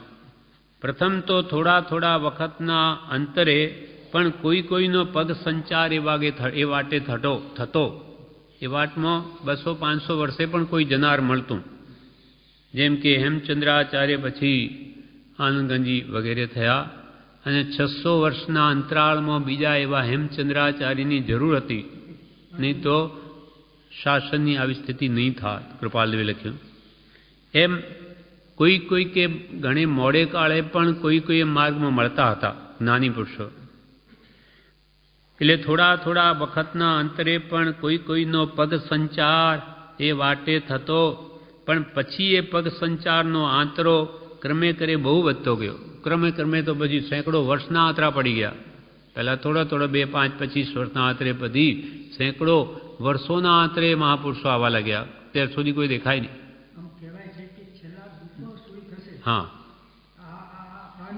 હા હા હા બરોબર. હા હા મૂળ ને શાસનમાં એમ કહ્યું છે કે જ્યાં સુધી ભગવાન મહાવીરનું શાસન છે, જે છેક પાંચમારા નંદ સુધી આ દુપદ સુધી રહેશે ત્યાં સુધી કોઈ ને કોઈ જ્ઞાની હોય જ, ભલે એક જ. સાધુ સાધ્વી શ્રાવક શ્રાવિકા એ ચતુર્વી સંઘ ત્યાં સુધી રહેવાનો. જેમ કૃપાલદેવ કહ્યું, હા રહેશે. એટલે કૃપાલદેવે કહ્યું કે આજે પણ છે, પણ ગુફાઓમાં છે. અર્થાત એ પોતાનું કલ્યાણ કરી શકે છે, એ બીજાનું કરી શકે એવી એમની યોગ્યતા નથી, શક્તિ નથી એવી. એટલે એ તો છે જ, ભગવાન મહાવીરનું શાસન છે ત્યાં સુધી રહેશે જ.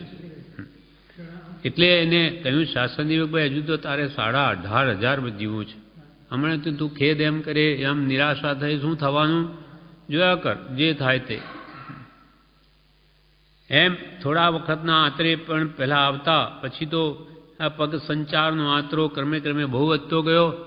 વત્સ તે આંતરામાં આ કાંટા ઉગી નીકળ્યા છે, વાટ દેખાતી બંધ થઈ ગઈ છે, માર્ગ રોધાઈ ગયો છે, વાટ વસમી થઈ પડી છે. વાટ એની એ છે, માર્ગ હોય એક હોય. 3 કાળમાં પરમારથનો પંથ, માર્ગ બીજો નથી, વિતરાગનો માર્ગ એક જ છે. એટલે શાસન દેવી કહે કે એ આંતરા પડ્યા ને એમાં કાંટા ઉગી નીકળ્યા. એટલે જ્ઞાની પુરુષો નહીં થાય ત્યારે આ બધા કુગુરુઓ મતભેદો ઊભા કરી અને કાંટા સમાન આખા માર્ગમાં પથરાઈ ગયા છે. વાટ દેખાતી નથી, મૂળ માર્ગ દટાઈ ગયો. એ લોકોએ બધાની પોતાની જે ચલાવી છે ધર્મના નામે, એથી મૂળ માર્ગ તો ક્યાં છે લોકોના ધ્યાનમાં જ નથી, દટાઈ ગયો. તે આંતરામાં આ કાંટા ઉગી નીકળ્યા. મહાપુરુષોના વચ્ચે બહુ લાંબા આંતરા પડ્યા, એટલે આ કાંટા વિતરાગ માર્ગમાં પણ ઉગી નીકળ્યા. વાટ દેખાતી, રસ્તો દેખાતો બંધ થઈ ગયો, માર્ગ રોકાઈ ગયો, વાટ વસમી થઈ પડી છે. બહુ મુશ્કેલ છે આજે મોક્ષ માર્ગ, મૂળ માર્ગ પામવો મુશ્કેલ છે. એટલે કૃપાલે કે મૂળ માર્ગ સાંભળો જીનનો, કરી વૃત્તિ અખંડ સન્મુખ, સમ્યક દર્શન નાન ચારિત્રાણી મોક્ષ માર્ગ. એ દટાઈ જઈને પૈસા ખર્ચો, ધર્મના નામે બરઘોડા કાઢો તો તમારું કલ્યાણ. આમ પૈસાની માં જ ધર્મ મનાવી લીધો, અથવા અનેક માન મોટાઈ ખાન પાન ધમાધમ ધર્મના નામે મૂળ વિતરાગતા રાગદ્વેષને ઘટાડવા એ તો વાત દૂર રહી. એકબીજાની નિંદા કરવી, શ્વેતાંબર દિગંબરની, દિગંબર શ્વેતાંબરની, અને એ ક્યાં કંઈ ધર્મ છે? એટલે આપણે બોલીએ છીએ 14ના દિવસે કે વિતરાગ શાસન વિશે તો વિતરાગતા હોય, ત્યાં આવા કશાયો ના હોય. અને ધર્મના નામે કશાયો તો કશાય જહાં કસાય કી પોષણા, ત્યાં ભગવાનનું શાસન નહીં, કશાયનું શાસન છે. ત્યાં તો ક્રોધમાન માયાલોભનું શાસન ચાલે, ત્યાં ભગવાન વિતરાગની તો આવી આજ્ઞા જ નથી. એટલે આ મૂળ માર્ગ તો ક્યાંય દટાઈ ગયો. વાટ દેખાતી બંધ થઈ ગઈ, માર્ગ રોધાઈ ગયો છે, વાટ ભસ્મી થઈ પડી છે. ફરી શાસન દેવી કે વત્સ, શાસન કુમારને કે વત્સ, મારું હૃદય દ્રવે છે, મને અશ્રુ આવે છે, આંખમાંથી આંસુ આવે એવી કાળની સ્થિતિ જોઈને શું પ્રાચીન પૂર્વ સંભાળું. કે પહેલાંના પૂર્વજો કેવા જ્ઞાની પુરુષો હતા, એ આજે કોઈ નથી દેખાતું, એક પણ એમાંનું. શું પ્રાચીન પૂર્વ સંભાળું, નયણે આંસુ આવે નીર, જે કૃપાલદેવે લખ્યું તે કાવ્ય, કાળ કોઈને નહીં મૂકે. એ બધા પૂર્વજો પ્રાચીન ઉત્તમ પુરુષો ક્યાં ગયા? એ વાતને સંભાળતા જ મારા આંખમાં આંસુ આવી જાય છે. નયણે આંસુ આવે વીર, વાટ વસમી થઈ પડ્યા પછી તારા કોઈ ભાઈઓ આ દેશમાં ગધડાઈ આવ્યા. આવી વાટ મુશ્કેલ થયા પછી પણ મોક્ષને તો બી કોઈ આવા વિતરાગ માર્ગના સાચા આરાધક આ દેશમાં ઘસડાઈ આવ્યા. પૂર્વના ઉદય, હા, પ્રારબ્ધે આરાધકો કોઈ આવી ચડ્યા. તેઓ પણ તારી પેઠે તારા પિતાને સંભારી સંભારી રડતા હતા. દેવચંદ્રજી જેવા, આનંદજી જેવા, હેમચંદ્રાજ જેવા, યશોવિજયજી જેવા, આ બધા જે આવી ચઢ્યા તે પણ તારા પિતાને, મહાવીર ભગવાનને યાદ કરીને એ પણ રડતા હતા. બધાના કરુણા ભર્યા વચનો સુણી મારું હૃદય ચિરાઈ જતું હતું. કે આવા જ્ઞાની પુરુષો પણ આવી પોકાર કરતા હતા. તે સાંભળીને શાસન દેવી કે મારું હૃદય ચિરાઈ જતું હતું. કોઈ તો એમ બોલતા હતા, આનંદગંજીનું કે છે, પંથડો નિહાળો રે બીજા જીન તણો રે, અજીત અજીત ગુણ ધામ, જે તે જીત્યા રે તેણે હું જીત્યો રે, પુરુષ કિશમો જના. પંથડો નિહાળો રે બીજા જીન તણો રે. જીનેશ્વર ભગવાનનો મૂળ માર્ગ જોવો છે મારે. આ બધા વિષય કસાય ને જીતવાની વાત છે, પણ વિષય કસાય જ અમને જીતી લીધા અને હવે એમાંથી ઉગારવા વાળો અમને કોઈ દેખાતો નથી. એટલે આનંદગંજી કહે કે હું તો તારો માર્ગ જોઉં છું. કયો છે મૂળ માર્ગ? ચારિત્ર. કોઈ એટલે અહીંયા શાસન દેવી કહે છે, કોઈ તો એમ પોકાર કરી ગયા કે પંથડો નિહાળું રે એમ પુકારતા હતા, અને કોઈ માર્ગ કોણ બતાવે રે કહી ઉદ્ગાર કાઢતા. અમને સાચો મૂળ માર્ગ કોણ બતાવે આ કાળમાં એમ ઉદ્ગારો કાઢતા હતા. અને કોઈ વળી દર્શન તરસીએ, અભિનંદન જીન દર્શન તરસીએ, દર્શન દુર્લભ દેવ, મત મત ભેદે રે જો જઈ પૂછીએ, સૌ થાપે અહમે, સૌ થાપે અહમે. કે મૂળ બાર કયો? તો કે અમે કહીએ છીએ તે. તો બીજા બધા મિથ્યા માર્ગ. એમ જ્યાં જઈને પૂછે તો બધા જ એવું કે સાચું શું? જ્યાં મત ભેદે જઈને પૂછીએ કે સત્ય શું? તો કે અમે કહીએ તે જ. દિગંબરને પૂછીએ તો કે અમે કહીએ તે જ. તો કે શ્વેતાંબર વગેરે બધા મિથ્યાત્વીઓ. શ્વેતાંબરોને પૂછીએ તો કે અમે કહીએ તે જ મૂળ માર્ગ. તો કે દિગંબરો બધા મિથ્યાત્વીઓ. એકબીજાને આવી રીતે કે સત્ય શું જણાતું નથી. એટલે પુકાર કરી ગયા મહાત્માઓ પણ દર્શન તરસીએ, દર્શન તરસીએ એમ પુકારતા હતા. કોઈ વાટમાં પડેલા ઘાતી ડુંગરોને રડતા હતા. ઘાતી ડુંગર આડાયતી ઘણા, તુમ દર્શન જગના, ઢીટાઈ કરી માર્ગ સંચરું, સેંગુ કોઈ ન સાથ. પંથડો નિહાળો રે બીજા જીન તણો રે. ઘાતી ડુંગર ઘણા આડા ઘણા, અતિને આપના દર્શન જ થતા નથી. કશાય ભાવો, હા, ઘાતી કર્મો આ આડા છે તો આપના તો દર્શન દુર્લભ થઈ પડ્યા. અને આ ઘાતી ડુંગરોને હટાવવા કેવી રીતે? તો કે કોઈ ભૂમિયો હોય તો અમને માર્ગદર્શન કરાવે. સેંગુ એટલે ભૂમિયો. તો સેંગુ કોઈને સાથ, કોઈક નાની પુરુષ હતી કે જે અમને માર્ગદર્શક ભૂમિઓ બનીને અમને સત્ય માર્ગ તરફ દોરે. સેંગુ કોઈને સાથ કરી એમ વિકટ થઈ પડ્યો તો એ રસ્તો એમ કહેતા હતા.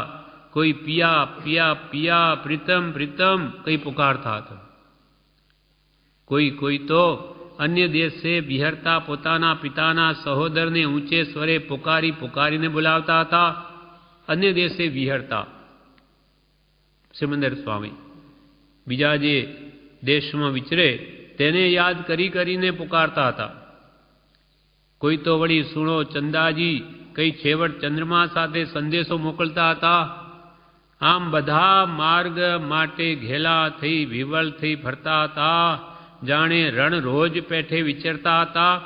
કોઈ તો આ ક્ષેત્રની વાતો પર ક્ષેત્રના પિતાને શ્રી સિમંદર સાહેબ સુણજો ભરત ક્ષેત્રની વાતો રે એમ કરીને સંદેશો મોકલતા હતા. કેમ અહીંયા કોઈ નથી સાંભળનાર? કોઈ નથી. એટલે મહાવીર ક્ષેત્રમાં ભગવાન મહાવીરને આ પ્રમાણે કહેતા હતા. એમ કંઈ સંભળાવતા હતા. કોઈ સાંભળીએ અરદાસ રે ચંદ્રાનંદજી. દેવચંદ્રજીએ કહ્યું, હા, ચંદ્રાનંદ સ્વામીને યાદ કરે વર્તમાન ભગવાનને, કે કોઈ ક્રિયા ભાવ ધર્મ રુ ચંદ્રાનંદજીન ચંદ્રાનંદજી સાંભળીએ અરદાસ રે મુજ સેવક ભણી. દ્રવ્ય ક્રિયા રુચિ જીવડા રે ભાવ ધર્મ રુચિહીન. દ્રવ્ય ક્રિયા રુચિ જીવડા રે ભાવ ધર્મ રુચિહીન. ઉપદેશક પણ તે હવારે, ઉપદેશક પણ આ કાળના ઉપદેશકો પણ તે હવારે શું કરે જીવન નવીન રે. ચંદ્રાનંદજીન ચંદ્રાનંદજી સાંભળીએ અરદાસ રે મુજ સેવક ભણી. મારા સેવકની અરદાસ સાંભળો. અરદાસ એટલે વિનંતી કે આ શું થઈ ગયું, બધા ક્રિયા જડ થઈને બન્યા. ભાવ ધર્મ શાના માટે? આત્માર્થનો લક્ષ્ય જ નથી. અને ઉપદેશ આપનારા એવા આચાર્યો સાધુઓ એ પણ ક્રિયા જ બતાવે. એ કેમ કે જ્ઞાન એમની પ્રાપ્તિ થઈ નથી એટલે બીજાને ક્યાંથી જ્ઞાનનો લક્ષ્ય કરાવે આત્માર્થનો? એવી કાળ સ્થિતિ થઈ ગઈ. માટે હે ભગવાન, તમારી અરજ સાંભળો, અમારે શું કરવું? આમ સાંભળીએ અરદાસ રે ચંદ્રાનંદજીને એમ પોકાર કરી ગયા. આમે બધા છૂટા છવાયા આવી તારી પેઠે કરુણાર્દ્ર પોકાર કરતા હતા.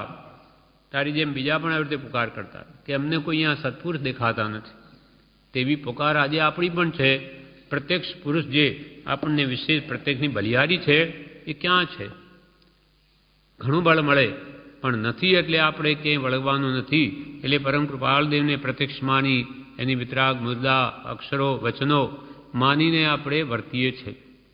બાકી સાચા પુરુષની તો પ્રત્યક્ષની તો બલિહારી છે. હાજર હોય એ આપણને એની છાપ જ એવી પડે કે મતભેદ પડે નહીં. અને એ વિખવાદ અંદર માન કસાયો વગેરે એકબીજાને એ પોષણ જ ન મળે. પણ આજે નથી એટલે એ સ્થિતિ થઈ પડે છે. હવે આ પાઠ પૂરો થયો. હવે શિક્ષા પાઠ 76 મહાવીર પુત્ર શાસન કુમાર અને શાસન દેવી ભાગ બીજો. હવે હજુ શાસન દેવી કહે, તારા તે ભાઈઓના પોકાર સાંભળી મને કરુણા છૂટતી હતી. આવા તારા ભાઈઓ એ મહાપુરુષો જે આવીને પોકાર કરતા હતા એ સાંભળીને શાસન દેવી કે મને અંતરથી દયા આવતી હતી.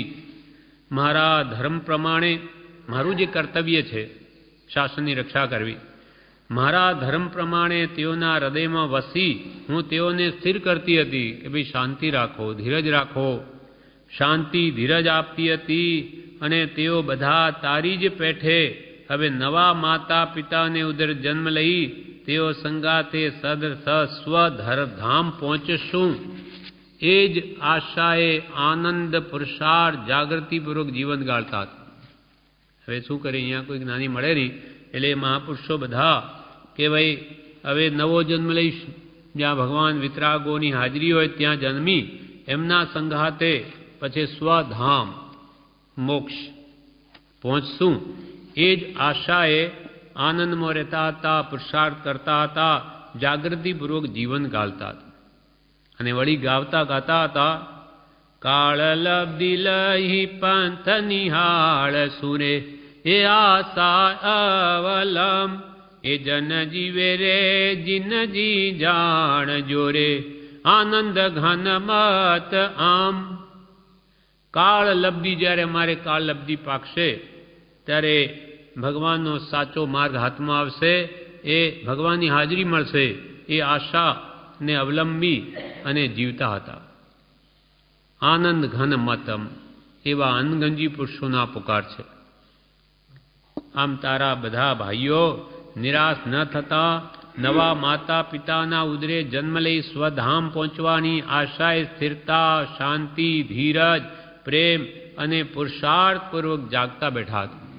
એ નિરાશ થઈને નહીં બેઠા કે ભાઈ હવે કોઈ છે નહીં એટલે શું કરીએ, કોઈ નથી તો પણ પોતે ધીરજ રાખી, શાંતિ રાખી, પુરુષાર્થ ભોરવી અને એવી આશાએ કે ફરી ભગવાન ભવિષ્યમાં મળશે એમ કરીને પુરુષાર્થપૂર્વક જાગ્રત રહેતા હતા. વત્સ, તું પણ ધીરજ રાખ. શાસન દેવી શાસનકુમારને કે જેમ મહાત્માએ ધીરજ રાખી તેમ તું પણ ધીરજ રાખ. તારે તો હજી લાંબો વખત જીવવાનું છે. તારે 18,500 વર્ષ કાઢવાનું છે હજુ. પછી તારે પણ નવો જન્મ લેવો પડશે. કેમ કે અહીંયા તો બધી શાસન ખલાસ થઈ જશે. દુપર સુધી છે, પછી એ ગયું. હમણાં જ તારો એક, હવે કૃપાલદેવ સંબંધી વાત કરે, હમણાં જ તારો એક ભ્રાતા થઈ ગયો છે.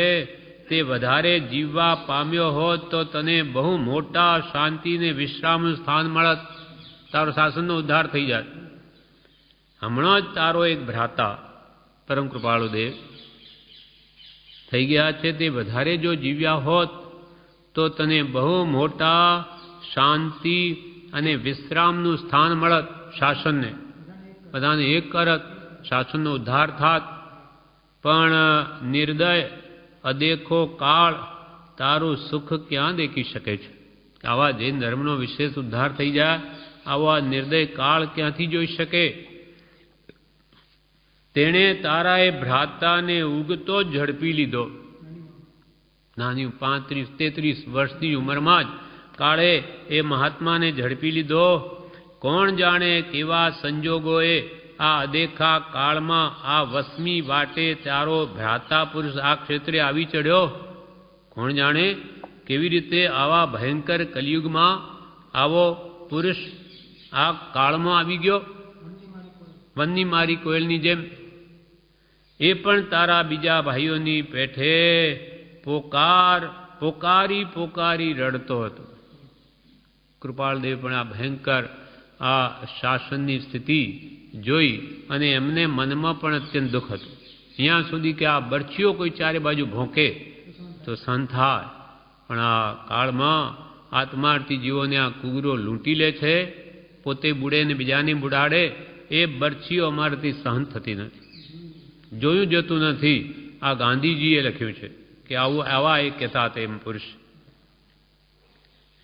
એટલે એવી ભયંકર શાસનની સ્થિતિ જોઈને કૃપાળુદેવના પણ અંતરમાં ઘણું દુઃખ હતું. હા હા હા, એવી રીતે બાની મારી કોયલની જેમ આવી ગયા. બાકી કોયલ શહેરોમાં હોય નહીં કોઈ. હા, આવા પુરુષો આપણા પુણ્ય એટલે આવા મહાપુરુષો અહીં આવી ચડે, બાકી હોય નહીં. આવા કાળમાં કૃપાળુનો જન્મ ના હોય. એકાકી હોવાથી ઉદાસ. અમારે કે ક્યાં મન ખોલવું એવો બીજો પુરુષ જડતો નથી. એક સૌભાગભાઈ મળ્યા ત્યારે એમને શાંતિ વળી કહો અહીંયા કંઈક વાત કરવાની જગ્યા, બાકી કોઈ શું કોની સાથે બોલવું. બીજા ભાઈઓની પેઠે તે પણ પુકારી રડતો તો વત્સ સાંભળતો ખરો. એ પ્રથમ તારા પવિત્ર પિતા નાથ પુત્ર મહાવીરને અને પછી મને ઉદ્દેશી આમ પોકારી ગયો છે. કૃપાલ કે પહેલાં તો ભગવાન મહાવીરને કહ્યું કે આ શું દશા થઈ ગઈ કાળની, અને પછી તારા પિતાને સંભાળ્યા, પછી મને સંભાળી. શાસન દેવીને કૃપાલદેવે કહ્યું એમ ઉદ્દેશી આમ પોકારી ગયો છે. હે વત્સ, એ આર્દ્ર પોકારે મારું હૃદય ભેદી નાખ્યું. શાસન દેવી કે એવી પોકારે પુરુષે કરી છે તેથી મારું હૃદય પણ ભેદાઈ ગયું. જો એનો પોકાર તો તું સાંભળ. હવે કૃપાલદેવના જ વચનો કે કેવો પોકાર કૃપાલદેવે કર્યો શાસન સંબંધી તે અહીંયા કહે છે. કૃપાલદેવના વચનો. હે જ્ઞાત પુત્ર ભગવાન મહાવીર, હે જ્ઞાત પુત્ર ભગવાન, કાળની બલિયારી છે. આ ભારતના હીન પુણ્ય મનુષ્યોને તારું સત્ય અખંડ અને પૂર્વાપર અવિરોધ શાસન ક્યાંથી પ્રાપ્ત થાય? આ કાળના જે હિન્દ પુણ્ય જીવોને તારું જે સત્ય અખંડ પૂર્વ આગળ પાછળ અવિરોધ એવું શાસન ક્યાંથી પ્રાપ્ત થાય? થવામાં આડા વિઘ્નો ઉત્પન્ન થયા. તારા બોધેલા શાસ્ત્રો કલ્પિત અર્થથી વિરાધ્યા. કેટલાક તો સમૂળગા ખંડ્યા. 45 આગમ છે નહીં, 32 જ છે. એમ કરીને આગમોને જ ખંડી નાખ્યા. ધ્યાનનું કાર્ય સ્વરૂપનું કારણ એ જે તારી પ્રતિમા તેથી કટાક્ષ દ્રષ્ટિએ લાખો ગમે લોકો વળ્યા, મૂર્તિ નહીં, મૂર્તિ જ જરૂર નથી કે હા નહીં જોઈએ એના, એ તો પથ્થર છે એમ કરીને જે ધ્યાનનું કાર્ય સ્વરૂપનું કારણ એવી તારી પ્રતિમા એને જ ઉચ્છેદી નાખી. કટાક્ષ દ્રષ્ટિએ લાખો ગમે લોકો વળ્યા, તારા પછી પરંપરાએ જે આચાર્ય પુરુષો થયા તેના વચનમાં અને તારા વચનમાં પણ શંકા નાખી દીધી. એકાંત દઈ કૂટી તારું શાસન નિંદાવ્યું, એવી ભયંકર આ મહાત્માઓ કહેવાતા થઈને આ દશા શાસનની કરી. શાસન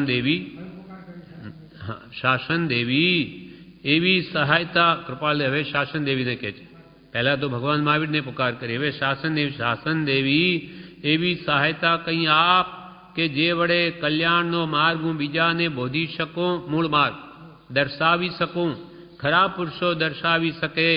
સર્વોત્તમ નિર્ગ્રંથ પ્રવચનના બોધ ભણીવાળી આત્મવિરાધક પંથોથી પાછા ખેંચવામાં સહાયતા આપ. તારો ધર્મ છે કે સમાધિને બોધિમાં સહાયતા આપી. એ શાસન દેવી તારું આ કર્તવ્ય છે કે બોધિને સમાધિમાં સહાયતા આપી. તો કૃપાળ કે જે મને સહાયતા કર કે જેથી હું સર્વોત્તમ સર્વથી શ્રેષ્ઠ ભગવાન વિતરાગોનો નિર્ગ્રંથ માર્ગ હું જગતને બતાવી શકું, બોધી શકું. સર્વોત્તમ નિર્ગ્રંથ પ્રવચનના બોધ ભણીવાળી જગતજીવોને આ આત્મવિરાધક પંથોથી પાછા ખેંચું. આત્મવિરાધક આત્મધર્મને જે હણી નાખે છે, આવા પંથોથી પાછા લોકોને પાછા ખેંચવામાં મને સહાયતા આપી. ત્યારે કૃપાળદેવ મૂળ માર્ગ પ્રકાશી ગયા. એટલે પત્રોમાં બતાવ્યો, તેમજ આ મૂળ માર્ગ લખીને, આત્મસિદ્ધિ લખીને, મોક્ષમાળા લખીને, છપ્પનનો પત્ર લખીને મૂળ માર્ગ બતાવતા ગયા. આ વચનો સાંભળી હવે શાસનદેવી કહે છે કે આ શ્રીમદ રાજચંદ્રના આ વચનો સાંભળી મેં એના ચિત્તમાં વસી અને શાંતિ ધૈર્ય આપ્યા. એ ખરેખર તારા કોઈ અન્ય સહોદર રૂપ હતો, તે તારા યોગ્ય નવું ઘર, નવું અંગ, વસ્ત્ર ને વાટ મૂકી ગયો છે. વત્સ, તું હવે ધીરજથી એ આવાસ, અંગવસ્ત્ર અને વાટનો આશ્રય લે. તારા યોગ્ય નૂતન મહાલય છે. હવે શાસન કુમારને કે છે શાસન દેવી, હવે તું ચિંતા કરમાં, કેમ કે તારું બધું અંગવસ્ત્ર બધું ફાટી ગયું, કાળની એવી સ્થિતિ પણ એ બધું ભૂલી જા. હવે તારા રહેવા માટે નવું ઘર, નવું અંગ ઉપર પહેરવાનું કપડું, નવો રસ્તો એ મૂકી ગયા છે.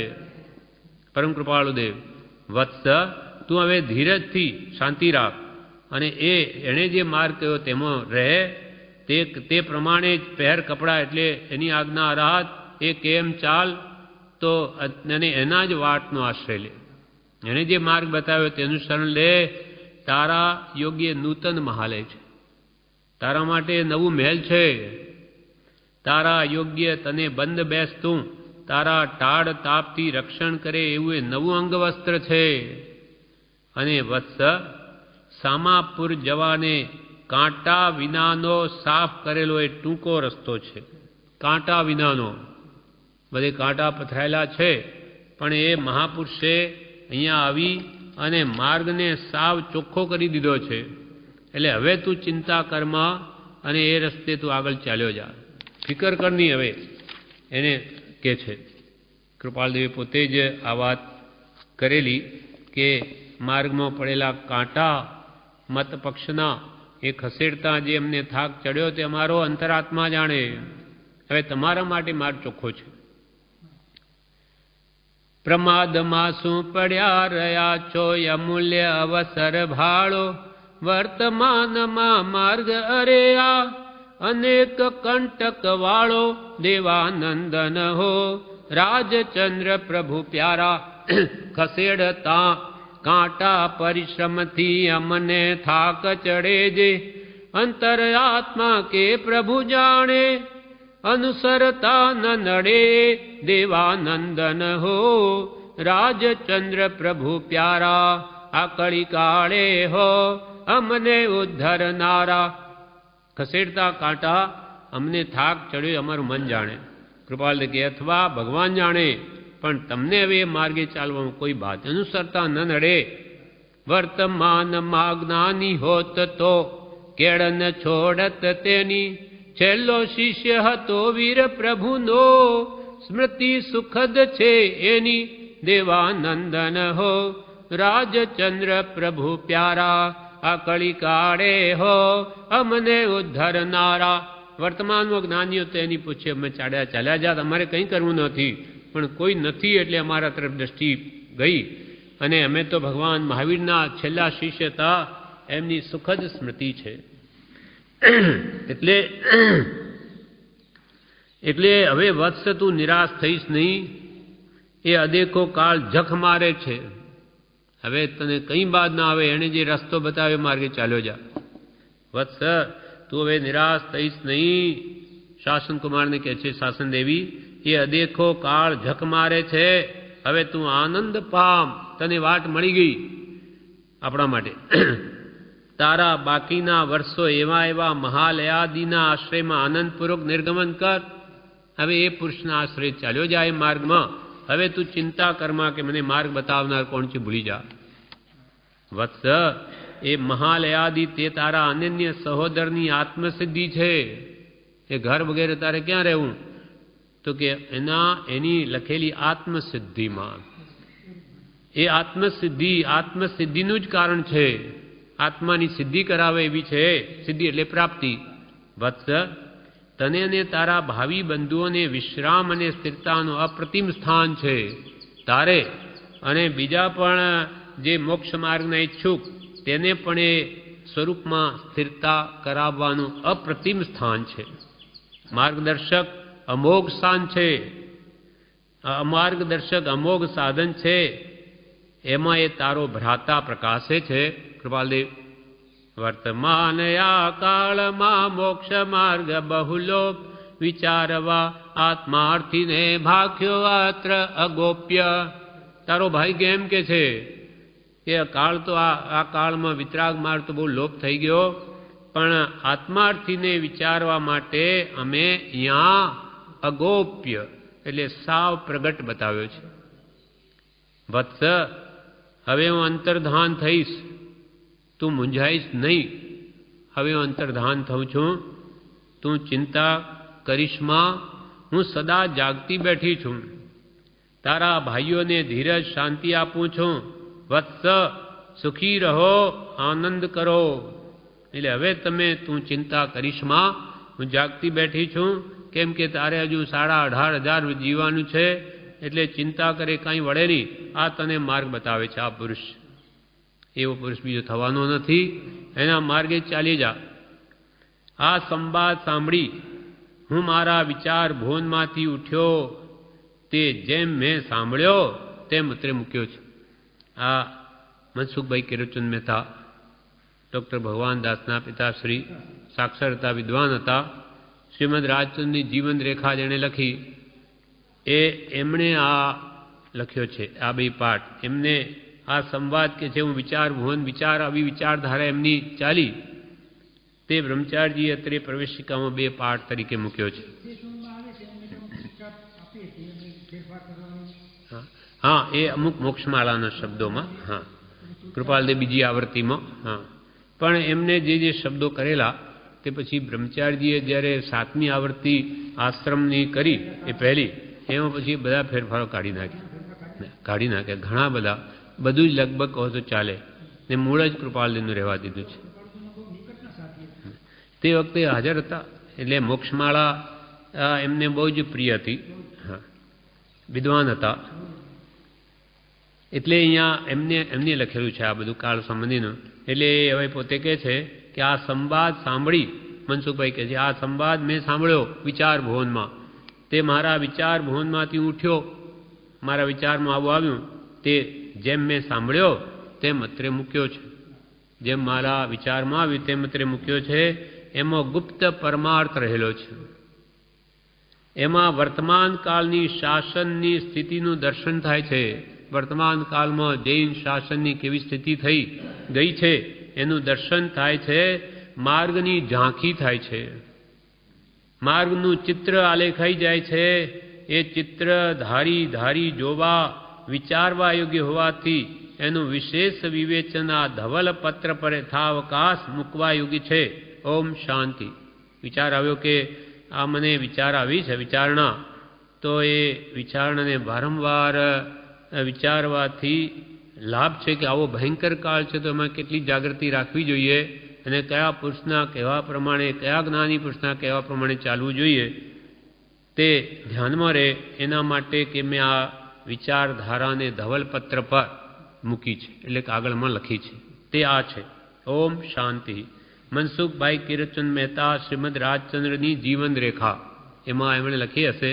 આ બે પાઠ એક કૃપાલદેવ આ કાળમાં આપણે આધારરૂપ છે સાચા મોક્ષ માર્ગના ઉપદેષ્ટા હોવાથી, તેથી અત્રે મૂકી છે.